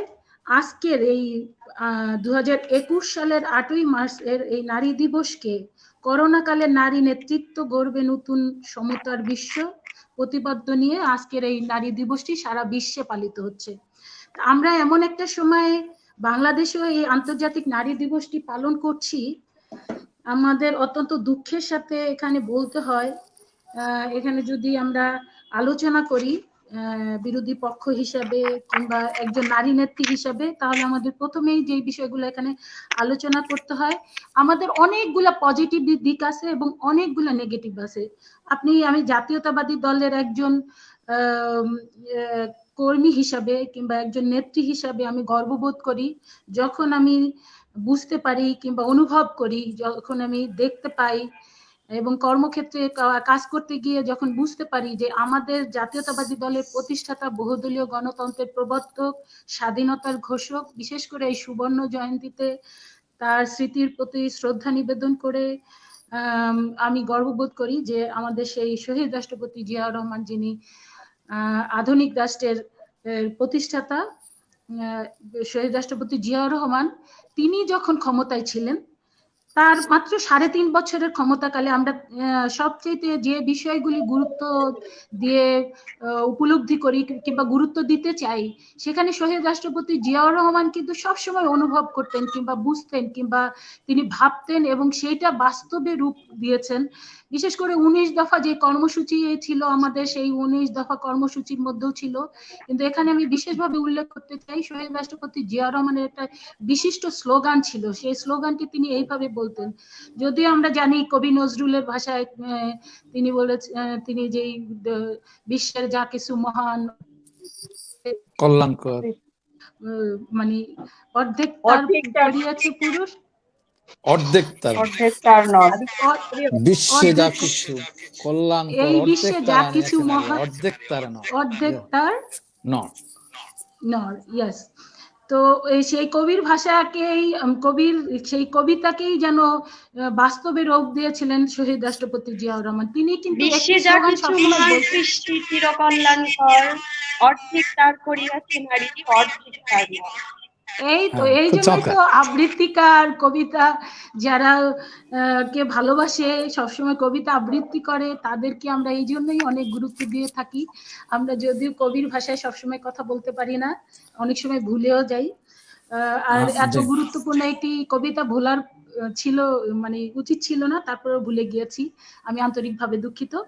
তো যেটা আমি বলতে চাচ্ছি যে শহীদ রাষ্ট্রপতি জিয়াউর রহমান যেটা করতেন, যে তিনি কোনো জায়গায় যে কোনো সমাবেশে গেলে তিনি প্রথমে বলতেন যে আপনারা এক হাত জাগান, তারপরে বলতেন আর এক হাত জাগান, তারপরে বলতেন আপনারা তালি দেন। এটা উনি অবশ্য প্রতীকী অর্থে বুঝাতেন যে বাংলাদেশের অর্ধেক হচ্ছে নারী এবং অর্ধেক হচ্ছে পুরুষ। এই অর্ধেক নারী অর্ধেক পুরুষ যদি সমভাবে কাজ না করে তাহলে কখনো বাংলাদেশ সামনের দিকে এগোবে না। যেমন দুই হাত যদি তালি না মারে তাহলে আওয়াজ হয় না, ঠিক একইভাবে উনি মানে বলতে চাইতেন যে আপনারা নারী পুরুষ যদি সমানভাবে কাজ না করেন তাহলে এই বাংলাদেশ কখনোই উন্নত দেশে পরিণত হবে না। তো সেটাই কিন্তু শহীদ রাষ্ট্রপতি জিয়াউর রহমান বাস্তব রূপ দিতে চেষ্টা করেছেন। সেই কারণে আমরা দেখেছি যে আপনি যদি আজকে চিন্তা করেন যে বাংলাদেশ যেই কয়টা মানে যে কয়টা বিষয়ের উপরে অথবা যে কয়টা স্তম্ভের উপরে বাংলাদেশটি দাঁড়িয়ে আছে, তার একটি হচ্ছে ধরেন আপনি গার্মেন্টস সেক্টর। সেই গার্মেন্টস সেক্টরে নারী গার্মেন্টস সেক্টরে কাজ করে অর্থনৈতিকভাবে তারা স্বাবলম্বী হচ্ছে। আপনি যদি ধরেন যে আমাদের মানব উন্নয়ন মানে মানব সম্পদ, যেটা যেই সারা পৃথিবীতে আমাদের যে মানব সম্পদকে আমরা বিভিন্ন জায়গায় কর্মসংস্থানের ব্যবস্থার মধ্যে দিয়ে আমরা অর্থনৈতিকভাবে যে বাংলাদেশটি স্বাবলম্বী হচ্ছে, যেই স্তম্ভের উপরে বাংলাদেশটি দাঁড়িয়ে আছে, সেই জায়গায় যদি আপনি চিন্তা করেন শহীদ রাষ্ট্রপতি জিয়াউর রহমানই কিন্তু প্রথম বাংলাদেশের এই যে বিশেষ করে বাংলাদেশের নারীদেরকে বিদেশে পাঠানো শিক্ষিত নারীদেরকে কিংবা ধরেন অর্ধশিক্ষিত অশিক্ষিত যারা তাদেরকেও বিশেষ করে ছোটখাটো কাজের ব্যাপারে তাদেরকে নতুন ভাবে গড়ে তুলে তারপরে তাদেরকে বিদেশে কর্মসংস্থানের ব্যবস্থা করার যে ব্যবস্থা করেছিলেন সেটাও কিন্তু শহীদ রাষ্ট্রপতি জিয়াউর রহমান। যেটা আমরা রেমিটেন্স যোদ্ধা যাদেরকে বলি, যেই রেমিটেন্স এর উপরে বাংলাদেশের অর্থনীতি দাঁড়িয়ে আছে। আর সর্বশেষ যেটা বলতে চাই যে আপনারা জানেন ক্ষুদ্র ঋণের ব্যবস্থা, যেই ক্ষুদ্র ঋণের জন্য নোবেল অ্যাওয়ার্ড পেয়েছিলেন আমাদের ডক্টর মোহাম্মদ ইউনূস, শান্তিতে নোবেল অ্যাওয়ার্ড যে পেয়েছে, সেই ক্ষুদ্র ঋণেরও কিন্তু প্রতিষ্ঠাতা ছিলেন শহীদ রাষ্ট্রপতি জিয়াউর রহমান। তিনি কিন্তু চিন্তা করেছেন শুধুমাত্র শিক্ষিত মেয়েদেরকেই যদি স্বাবলম্বী অর্থনৈতিকভাবে স্বাবলম্বী হয় তাহলে হবে না। বাংলাদেশের একদম প্রত্যন্ত অঞ্চলে প্রত্যেকটা ঘরের নারীরা যদি অর্থনৈতিকভাবে স্বাবলম্বী না হয় তাহলে দেশটি কখনোই মানে স্বাবলম্বী হতে পারে না। সেই কারণেই কিন্তু আমরা দেখেছি যে শহীদ রাষ্ট্রপতি জিয়াউর রহমানের আগে আমরা জানি যে হেনরি কিসিঞ্জার এসে বলেছিলেন যে বাংলাদেশ হচ্ছে তলাবিহীন ঝুড়ি, অথচ মাত্র 3.5 বছরে শহীদ রাষ্ট্রপতি জিয়াউর রহমানের সুশাসনেই কিন্তু একটা স্বনির্ভর বাংলাদেশ কিংবা আত্মনির্ভরশীল একটি বাংলাদেশে পরিণত হয়েছিল। তো শহীদ রাষ্ট্রপতি জিয়াউর রহমান আপনি জানেন যে তার আরেকটি বিশেষ অবদান যে তিনি একদম প্রতিটা গ্রামে গ্রামে যাওয়ার, প্রতিটা তৃণমূল পর্যায়ে গিয়ে প্রতিটা ঘরে যাওয়ার চেষ্টা করেছেন এবং সেই জায়গায় গিয়ে তিনি যেটা সবসময় বলতেন, যে বক্তব্য দিতেন, সেটা হলো তিনি বলতেন যে আপনার ঘরের পাশে যে পুকুরটি আছে কিংবা আপনার ঘরের পাশে যে ছোট্ট জায়গাটি আছে সেই জায়গাটুকুতে আপনি কাজে লাগান। এবং সেই জন্য তিনি ক্ষুদ্র ঋণের ব্যবস্থা করে দিতেন। তিনি হাঁস মুরগি পালন করার জন্য, গরু ছাগল পালন, মাছ চাষ করার জন্য কিংবা বনায়নের জন্য তিনি কিন্তু ক্ষুদ্র ঋণের ব্যবস্থা করেছিলেন। এইভাবে কিন্তু বাংলাদেশটি আজকে যে এই জায়গায় মানে বাংলাদেশ এসে দাঁড়িয়েছে, আমরা জানি যে এই শহীদ রাষ্ট্রপতি জিয়াউর রহমান যদি জীবিত থাকতেন এই বাংলাদেশ আরো তিনি অনেক দূরে নিয়ে যেতে পারতেন। হয়তোবা আমরা আজকে মাহাথির মোহাম্মদের কথা বলে থাকি কিংবা সিঙ্গাপুরের লি কুয়ানের কথা বলে থাকি, সিঙ্গাপুরের প্রতিষ্ঠাতা। আজকে আমরা সারা পৃথিবীর মানুষ বলতো যে জিয়াউর রহমানের বাংলাদেশ। তো সেই জায়গাটাই কিন্তু তিনি নিয়ে যাওয়ার চেষ্টা করেছিলেন, কিন্তু অত্যন্ত দুর্ভাগ্যের বিষয় তাকে নির্মমভাবে শহীদ হতে হয়েছে, তাকে মৃত্যুবরণ করতে হয়েছে। সেই কারণে কিন্তু আমরা অনেকটা এরপরে জানেন যে স্বৈরাচারী হোসেন মোহাম্মদ এরশাদ যখন ক্ষমতায় এসেছে সেই সময় নারীদেরকে ওইভাবে কিন্তু মূল্যায়ন করা হয়নি। পরবর্তীতে আমরা দেখেছি যে দেশনেত্রী বেগম খালেদা জিয়া যখন 91 সালে জনগণের ম্যান্ডেট নিয়ে বিপুল ভোটে তিনি জয়লাভ করলেন এবং সেই সেই জায়গাটাও আপনি দেখেন যে একটা কিন্তু আমাদের সবচেয়ে আনন্দের বিষয় এবং আমরা গর্ব করতে পারি জাতীয়তাবাদী দল হিসেবে যে দেশনেত্রী বেগম খালেদা জিয়া 91-এ বাংলাদেশের প্রথম নির্বাচিত প্রধানমন্ত্রী, সেই প্রধানমন্ত্রীতে কিন্তু তিনি হয়েছিলেন নারীদের সবচেয়ে নারীরা তাকে সবচেয়ে বেশি ভোট দেওয়ার কারণে। সেই জায়গায় কিন্তু একটা সচেতনতা সৃষ্টি হয়েছিল আমি মনে করি দেশনেত্রী বেগম খালেদা জিয়াকে দেখে, কারণ তিনি 9 বছর আন্দোলন সংগ্রাম করে নারীদেরকে এমন একটা জায়গায় তিনি নিয়ে যাবার চেষ্টা করেছিলেন, কিংবা অনুপ্রেরণার একটা জায়গায় তিনি নিজেকে দাঁড় করিয়েছিলেন। যে আমি ব্যক্তিগতভাবে বলি যে আমি রাজনীতিতে এসেছি কিন্তু দেশনেত্রী বেগম খালেদা জিয়াকে দেখে। যখন আমি দেখেছি যে এরকম একজন নারী, এরকম একজন বলিষ্ঠ নেত্রী, এরকম একজন আপোষহীন নেত্রী, যিনি কোনো অন্যায়ের সাথে কোনো আপোষ করেন না, যিনি তার 34 বছর বয়সে বিধবা হয়েছে কিন্তু তার ছোট্ট 2টা সন্তানকে নিয়ে তিনি এই বাংলাদেশের জন্য প্রাণপণ চেষ্টা করে যাচ্ছেন বাংলাদেশের গণতন্ত্র প্রতিষ্ঠা করার জন্য। সেই কারণে কিন্তু আমি ব্যক্তিগতভাবে রাজনীতিতে এসেছি এবং আমি দেখেছি ওই সময় আমরা যে ইয়াং জেনারেশন সবাই কিন্তু দেশনেত্রী করতেন তার আপোষহীন নেতৃত্বের কারণে। তো দেশনেত্রী বেগম খালেদা জিয়া যখন ক্ষমতায় এলেন তিনি কিন্তু আর একটা নতুন অধ্যায় সৃষ্টি করলেন। সেটা হলো যে তিনিও কিন্তু বাংলাদেশের নারীদেরকে সেই 19 দফা কর্মসূচিকে বাস্তবায়ন করবার জন্য তিনি কতগুলো পদক্ষেপ, সেই শহীদ রাষ্ট্রপতি জিয়াউর রহমান, আপনি জানেন যে আনসার, বিডিপি কিংবা পুলিশে কিংবা আর্মিতে, এই সমস্ত জায়গায় বিচারপতি হিসাবে সমস্ত জায়গায় কিন্তু শহীদ রাষ্ট্রপতি জিয়াউর রহমান নারীদেরকে নতুন ভাবে পদায়নের ব্যবস্থা করলেন এবং সেইটাকে আরো সামনের দিকে এগিয়ে নিয়ে গেলেন দেশনেত্রী বেগম খালেদা জিয়া। তার একটি অনন্য ইতিহাস সৃষ্টি করেছেন। সেটা হলো যে দেশনেত্রী বেগম খালেদা জিয়া যখন 91-এ ক্ষমতায় এলেন তখন তিনি নারীদেরকে, বিশেষ করে তিনি সেই নেপোলিয়ন বোনাপার্টের সেই বক্তব্যটি বলতে হয় যে আমাকে একটি শিক্ষিত মা দেন, আমি একটা শিক্ষিত জাতি দেব। দেশনেত্রী বেগম খালেদা জিয়া উপলব্ধি করলেন যে একটা শিক্ষিত জাতি যদি আমরা গড়তে না পারি তাহলে একটা উন্নত দেশ গড়া সম্ভব না। সেই কারণে তিনি কিন্তু প্রথমে আপনি জানেন ইন্টারমিডিয়েট পর্যন্ত অবৈতনিক শিক্ষা ব্যবস্থা চালু করলেন, তারপরে ডিগ্রি পর্যন্ত সম্পূর্ণ বিনা বেতনে তিনি শিক্ষা ব্যবস্থা চালু করলেন এবং আপনি জানেন তৃণমূল পর্যায়ের উপবৃত্তি চালু করলেন যে একেবারে প্রত্যেক নারী মানে মেয়েরাই, কন্যা শিশু, তারা প্রত্যেকেরই স্কুলে যেতে হবে এবং স্কুলে গেলে তাদের উপবৃত্তির ব্যবস্থা করা হয়েছিল। এই কারণে কিন্তু আপনি দেখেছেন যে বিশেষ করে ম্যাট্রিক ইন্টারমিডিয়েটে পুরুষের চাইতে অনেক বেশি, মানে ছেলেদের চাইতে মেয়েরা অনেক বেশি অংশগ্রহণ করছে এবং অনেক বেশি ভালো রেজাল্ট করছে। এইটার অবদান হচ্ছে দেশনেত্রী বেগম খালেদা জিয়া। আর এখানে আরেকটা বিষয় বলতে চাই যে শহীদ রাষ্ট্রপতি জিয়াউর রহমান এবং দেশনেত্রী বেগম খালেদা জিয়ার সময় নারীরা আরেকটি জায়গায় কিন্তু ভীষণভাবে তারা উপকৃত হয়েছে, অথবা বলবো যে তারা তাদেরকে সামনের দিকে নিয়ে যাওয়ার ক্ষেত্রে একটা সুব্যবস্থার জায়গা খুঁজে পেয়েছে। সেটা হলো যে সেই সময় আপনি যদি চিন্তা করেন শহীদ রাষ্ট্রপতি জিয়াউর রহমানের সময় কিংবা দেশনেত্রী বেগম খালেদা জিয়ার সময়, সেই সময় কিন্তু নারীরা ভীষণভাবে প্রোটেক্টেড ছিল।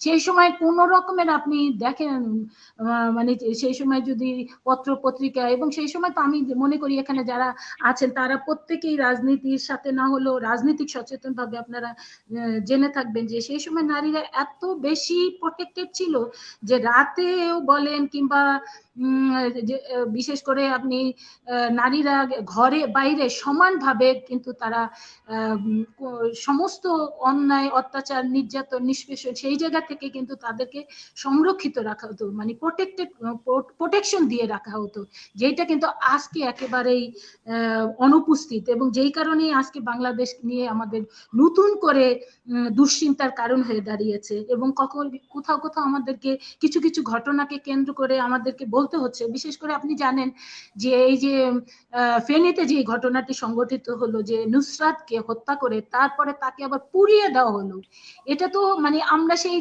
যদি বলি যে আইয়ামে জাহিলিয়াতের যুগে নবী করিম সাল্লাল্লাহু আলাইহি ওয়াসাল্লাম পৃথিবীতে আসার পূর্বে আইয়ামে জাহেলিয়াতের যুগে আমরা শুনেছি যে এই ধরনের কন্যা শিশু হলে তাকে পুড়িয়ে দেওয়া হতো, কিংবা নারীদেরকে এইভাবে নির্যাতন করা হতো।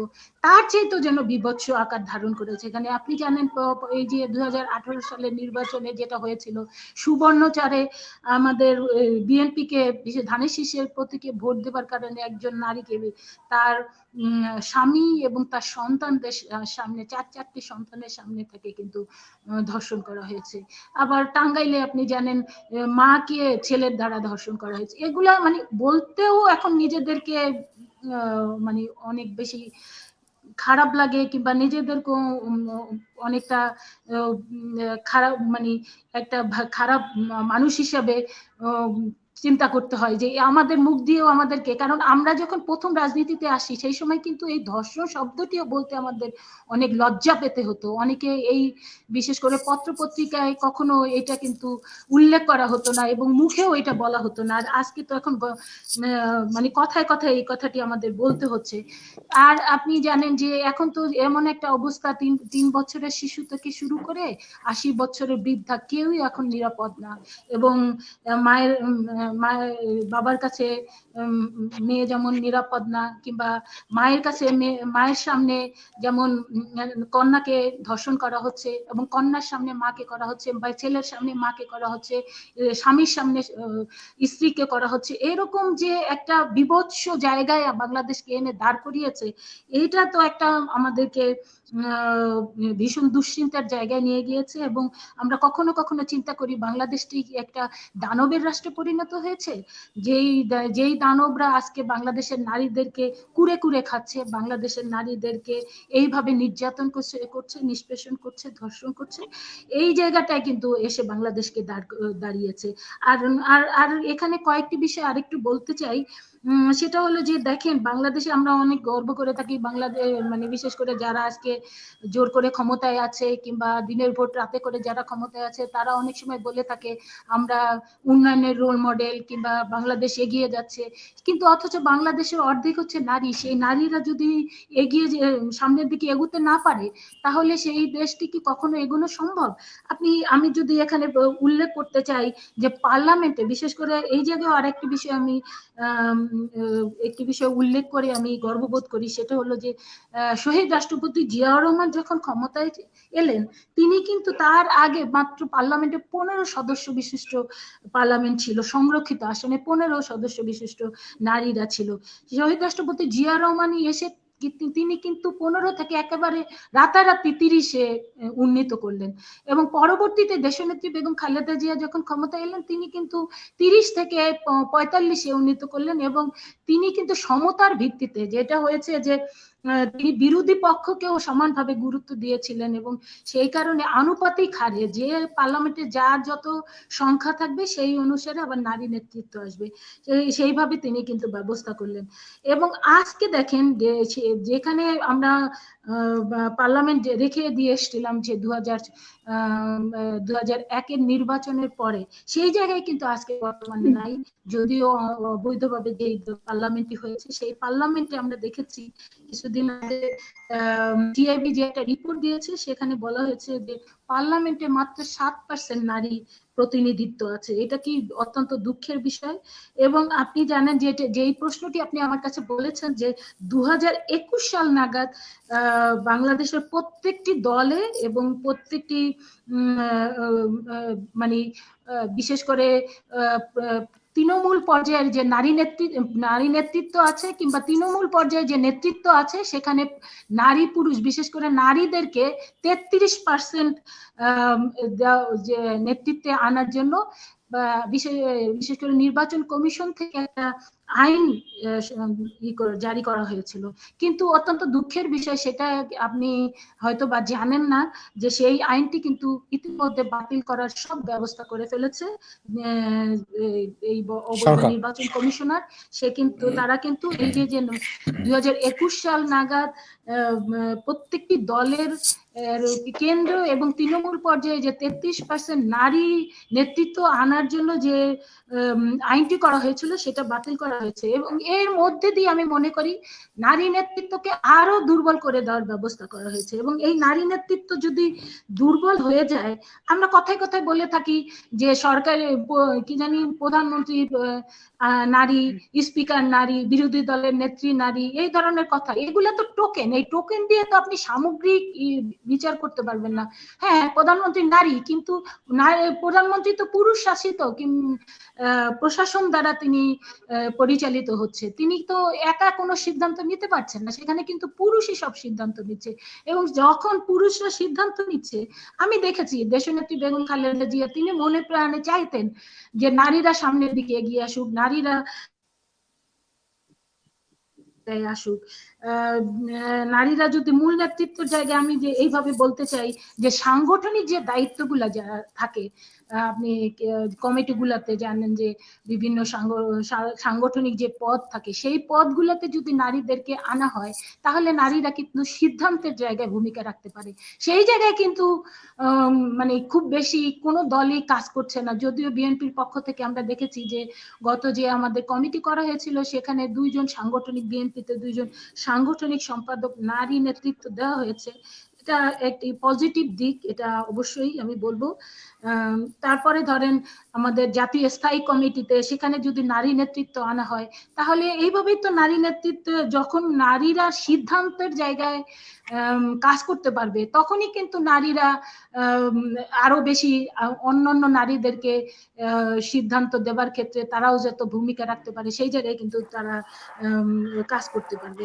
তো সেই জায়গায় কিন্তু আমরা দেখি যে এই পুরুষ শাসিত সমাজ ব্যবস্থায় ওই জায়গাটায় কিন্তু আমাদের কোনো কাজ হচ্ছে না। আমাদের কিন্তু ওই যে নারীরা আসছে রাজনীতিতে, সেখানে কিন্তু আমরা দেখতে পাচ্ছি যে কোটা, ওই সংরক্ষিত আসনের 50 জন, ওখানে নারীরা, এই ধরেন আমি ছাত্র রাজনীতি করে এসেছি, আমার এই 33 বছরের রাজনৈতিক জীবনে আমি তো সবসময় চাইবো যে আমি নির্বাচন করে এমপি হব। আমি তো কখনোই সংরক্ষিত আসনে এমপি হব সেটা আমি বিশ্বাস করি না। সেইটা যদি হয়, তাহলে তো আর আমার এত বছরের রাজনীতি করার কোনো দরকার নেই। অথচ কি ধরেন আমার মতো যারা আছে, তারা প্রত্যেকেই এইটাই চিন্তা করে যে তারা সরাসরি নির্বাচন করবে এবং সেই নির্বাচনে তারা জনগণের ম্যান্ডেট নিয়ে ক্ষমতায় আসবে। কিন্তু দেখা যায় যে দল যখন মনোনয়ন দিয়ে থাকে, সেই সময় কিন্তু নারীদেরকে অবজ্ঞাই করা হয়। এবং এই অবজ্ঞা করার পিছনে আপনি জানেন বেশ কয়েকটি কারণ আছে। এখানে আমি সবসময় বলে থাকি আমার বক্তৃতায় যে 4 ম অথবা 4 এম এই নারীদেরকে রাজনীতির ক্ষেত্রে বিভিন্ন জায়গায় মানে সুযোগ না দিয়ে, সুযোগ মানে নারীরা যাতে সিদ্ধান্ত না নিতে পারে, নারীরা যাতে পার্লামেন্ট মেম্বার হতে না পারে, নারীরা যাতে নারীর ক্ষমতায়ন যেন না হয়, সেই জায়গায় 4 ম বিশেষভাবে কাজ করে। একটা হলো মানি, আরেকটি হলো মাসেল, আরেকটি হলো মিডিয়া, আরেকটি হলো ম্যানিপুলেশন। এই 4 ম বাংলাদেশের নারীদেরকে কিন্তু আপনি সামনের দিকে এগোনোর ক্ষেত্রে বড় বাধা হিসেবে কাজ করছে। আপনি জানেন যে একটা জবাবদিহিতামূলক যদি একটি নির্বাচন হয়, সেই নির্বাচনে কিন্তু নারীরা, আমি মনে করি অনেক ব্যাপকভাবে নারীরা অংশগ্রহণ করতে পারবে। এবং নারীদের যদি মনোনয়ন দেওয়া হয়, তাহলে নারীরা নির্বাচিত হয়ে আসতে পারবে। কারণ নারীরা, একজন নারী ক্যান্ডিডেট, আমি কিন্তু সরাসরি নির্বাচন করেছিলাম, আমি জানি একজন নারী ক্যান্ডিডেট যেইভাবে একটি মানে প্রত্যেকটা ঘরের ভিতরে যেতে পারবে, একজন পুরুষ ক্যান্ডিডেটের পক্ষে কিন্তু সেটা কখনোই সম্ভব না। একজন নারী ক্যান্ডিডেট, আপনি জানেন যে নারীরা এখনো রাজনীতিতে সততার প্রতীক হিসাবে মানে মূল্যায়িত হয়। কারণ নারীরা যদি রাজনীতি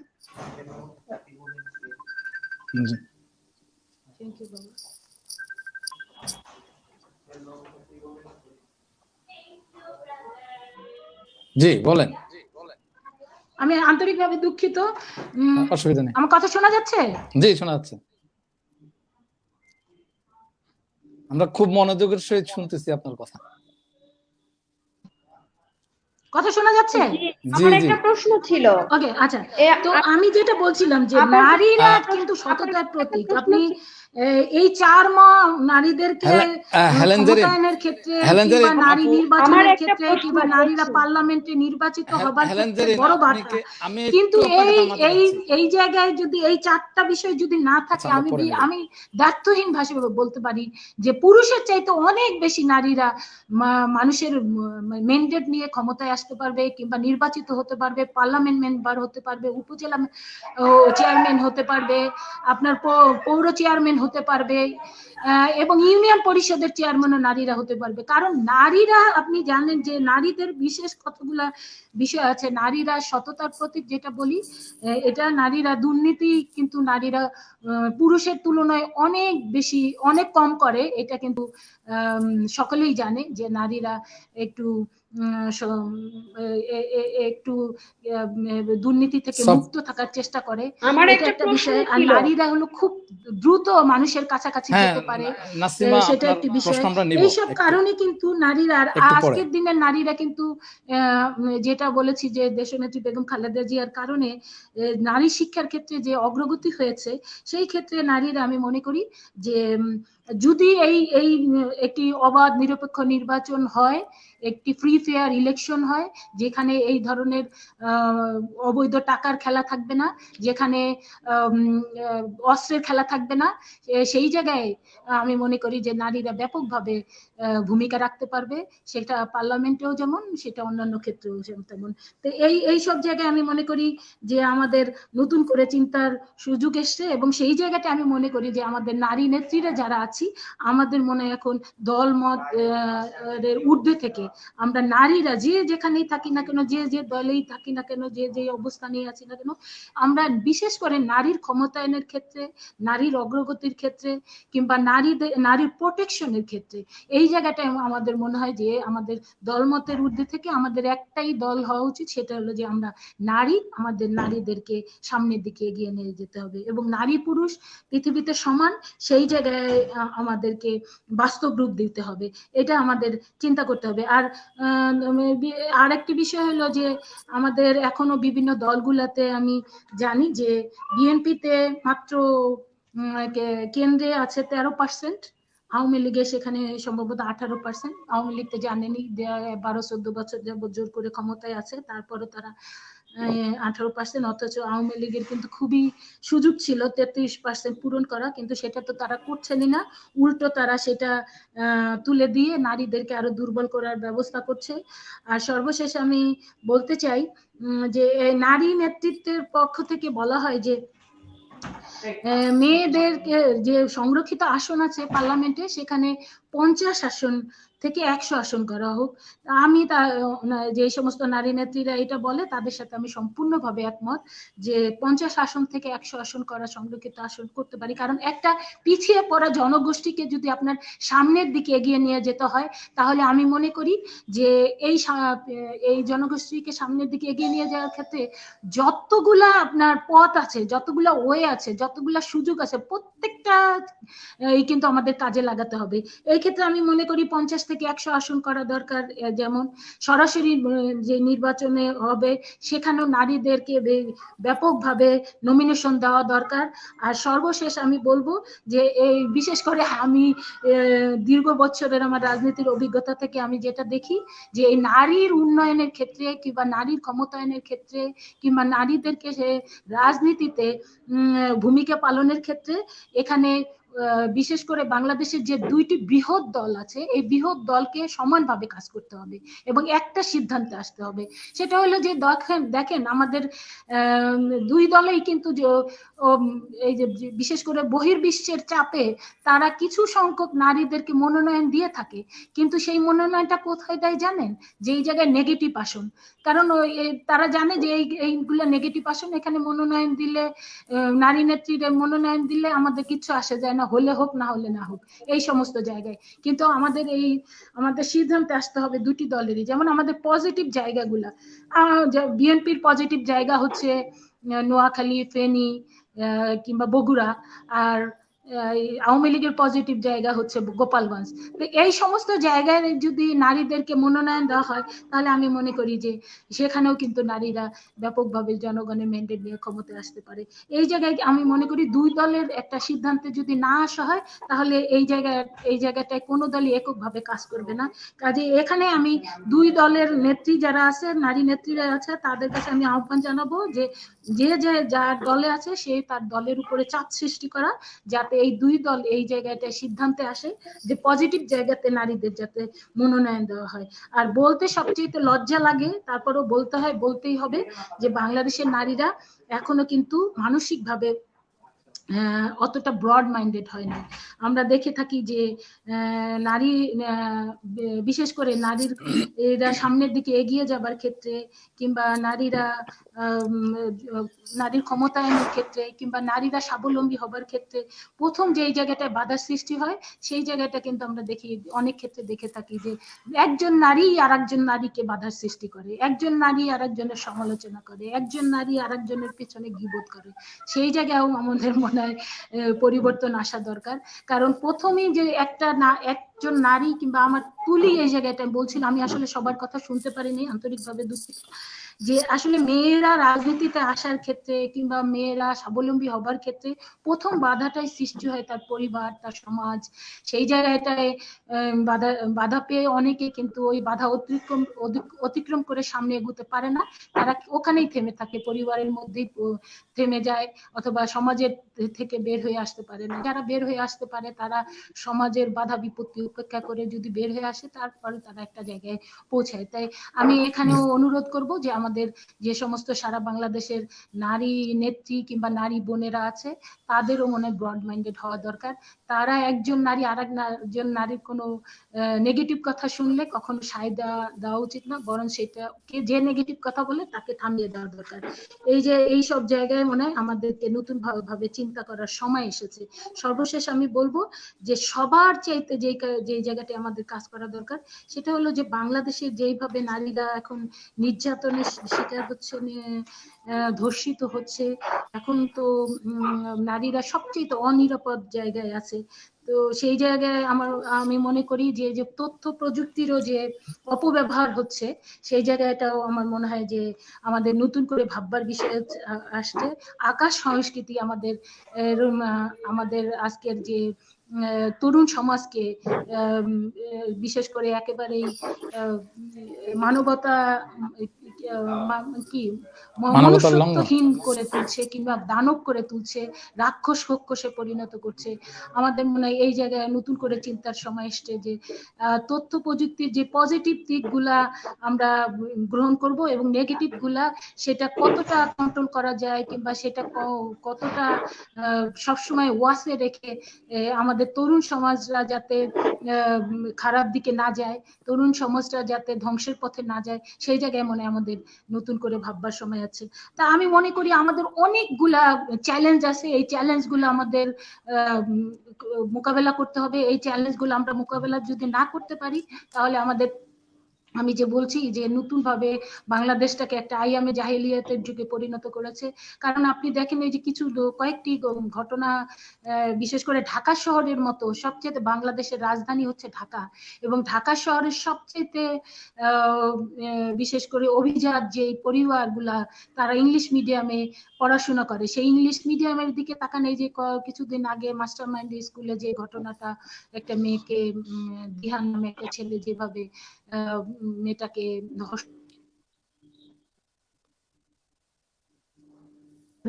একটি প্রাইভেট ইউনিভার্সিটির 5 শিক্ষার্থী, সেখানে 3 জন নারী ছিল এবং 2 জন ছাত্র ছিল। তাই সেখানেও কিন্তু একটি ছেলে এবং একটি মেয়ে রাতের বেলা নানা রকমের অপকর্ম করে পরবর্তীতে 2 জনই মারা গেছে। তো এই যে আমাদের যে নতুন প্রজন্ম যে ধ্বংসের দিকে যাচ্ছে, নতুন প্রজন্ম যে মানে একদম আমাদের যে আমরা যে দীর্ঘদিনের যে সংস্কৃতি, দীর্ঘদিনের যে আমাদের সাহিত্য সংস্কৃতি কিংবা আমাদের কালচার, সেই কালচার বিবর্জিত হয়ে যাচ্ছে, সেখানেও মনে হয় আমাদের নতুন করে চিন্তা করতে হবে। কারণ এইভাবে আমাদের তরুণ সমাজ যদি নষ্ট হয়ে যায়, সেটা কিন্তু আমাদের আগামী ভবিষ্যৎ অন্ধকারের দিকেই যাচ্ছে। তো এই সব অনেকগুলো চ্যালেঞ্জ আমাদের কাজ করতে হবে। এই চ্যালেঞ্জগুলো মোকাবেলা করার জন্য সবচেয়ে যে কাজটি আমাদের করা দরকার, সেটা হলো যে একটি অবাধ নিরপেক্ষ নির্বাচন বাংলাদেশে আনা দরকার। কারণ আপনি যদি বাংলাদেশের মানুষকে জবাবদিহিতার মধ্যে নিয়ে আসতে না পারেন, মানুষ যদি তার প্রত্যেকটি কাজের জন্য যদি জবাবদিহি করতে না হয়, বিশেষ করে আইনের অপব্যবহার করা হয় কিংবা আইনের সঠিক প্রয়োগ যদি না হয়, তাহলে সেই দেশ কখনোই কোনো ভালো দিকে ধাবিত হতে পারে না। সেটাই কিন্তু আমরা বাংলাদেশে যাচ্ছি। কারণ বাংলাদেশে এখন যে সরকারটি আছে সেটা জনগণ থেকে সম্পূর্ণ বিচ্ছিন্ন একটি সরকার। জনগণের সাথে তাদের কোনো সম্পৃক্ততা নাই, জনগণের কাছে তাদের কোনো জবাবদিহিতা নাই, বাংলাদেশে আইনের কোনো শাসন নাই। এই জায়গাগুলোর অভাবের কারণেই আমাদের বাংলাদেশ কিন্তু আস্তে আস্তে করে নারীরা অনেক বেশি ভয়ঙ্কর অবস্থার মধ্যে নিপতিত হয়েছে। তাই সেই জায়গা কিন্তু অবশ্যই আমাদের প্রথম এই জায়গাটায় কাজ করতে হবে। এই জায়গাটায় যদি আমরা কাজ করতে পারি, এই জায়গাটায় কাজ করার জন্য প্রথমে যাদেরকে ভূমিকা রাখতে হবে, আমরা মনে করি রাজনীতিতে যে সমস্ত বোনেরা আছে, আমরা মনে করি তাদের এখানে বিরাট ভূমিকা পালন করা দরকার। তারা যদি সোচ্চার থাকে, তারা যদি এই অন্যায়ের বিরুদ্ধে প্রতিবাদ গড়ে তুলে, তাহলে আমি মনে করি যে বাংলাদেশের অর্ধেক হচ্ছে নারী, সেই নারীরা যদি প্রতিবাদ গড়ে তুলে, আপনি দেখেন এই যে পার্শ্ববর্তী আপনি মায়ানমারের কথা যদি চিন্তা করেন, মায়ানমারে কিছুদিন আগে যে ওয়াং সান সুচি যে নির্বাচিত হলো এবং তাকে ক্ষমতা না দিয়ে স্বৈরাচার সেনানায়ক সামরিক জান্তারা যে ক্ষমতা দখল করলো, কিন্তু সেখানে দেখেন যে মায়ানমারে কিন্তু আজকে প্রতিরোধ গড়ে তুলছে নারীরা। সেই নারীরা আজকে এমন প্রতিরোধ গড়ে তুলছে যে মায়ানমারের এখন সারা বিশ্ব মায়ানমারকে প্রেসার দিচ্ছে। নারীরা কিন্তু সেখানে ডাক্তার বলেন, ইঞ্জিনিয়ার বলেন, সেখানে প্রশাসনের সমস্ত পর্যায়ের যে নেতৃত্ব আছে, ইভেন নির্বাচন কমিশনও যে সমস্ত নারী নেতৃত্ব আছে, প্রত্যেকেই কিন্তু রাজপথে বেরিয়ে এসছে একটা সুষ্ঠু ধারার রাজনীতি ফিরিয়ে আনার ক্ষেত্রে। আমি মনে করি বাংলাদেশেও মনে হয় এখন নারীরা দিনে দিনে এমন একটা ভয়ঙ্কর অবস্থার দিকে যাচ্ছে, আমার মনে হয় আমাদের দেয়াল পিঠ থেকে গিয়েছে। আমাদের সকল নারীদেরকে এখন সোচ্চার হওয়া দরকার। বাংলাদেশে একটি ফ্রি ফেয়ার ইলেকশন হবে, যে ইলেকশনে প্রত্যেক মানুষ জবাবদিহিতার মুখোমুখি হবে। কোনো নেতা যাতে জোর করে ক্ষমতায় আসতে না পারে, কোনো নেতা যাতে দুর্নীতি করে আবার পার্লামেন্ট মেম্বার না হতে পারে, কোনো নেতা যেন খুন খারাপি করে পার্লামেন্ট মেম্বার না হতে পারে।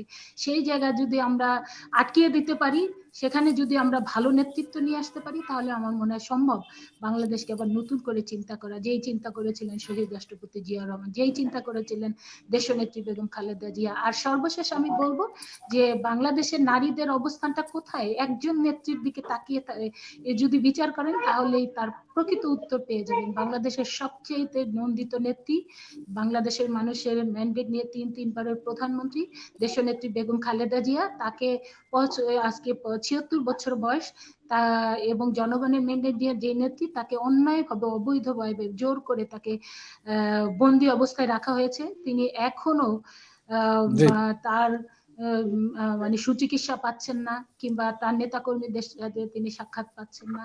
তার বিরুদ্ধে একটা ভুয়া মামলা দেওয়া হয়েছে, যেই সময় তার বিরুদ্ধে 2 কোটি টাকার মামলা দেওয়া হয়েছিল, সেই 2 কোটি টাকা আজকে 7 কোটি টাকায় পরিণত হয়েছে, যেটা ব্যাংকে আছে। অথচ একই সময় আজকের এই অবৈধ প্রধানমন্ত্রীর বিরুদ্ধে 15,000 কোটি টাকার মামলা ছিল, কিন্তু তিনি অবৈধভাবে ক্ষমতায় আছে, সেই জন্য তার মামলাগুলো হাওয়া হয়ে গিয়েছে।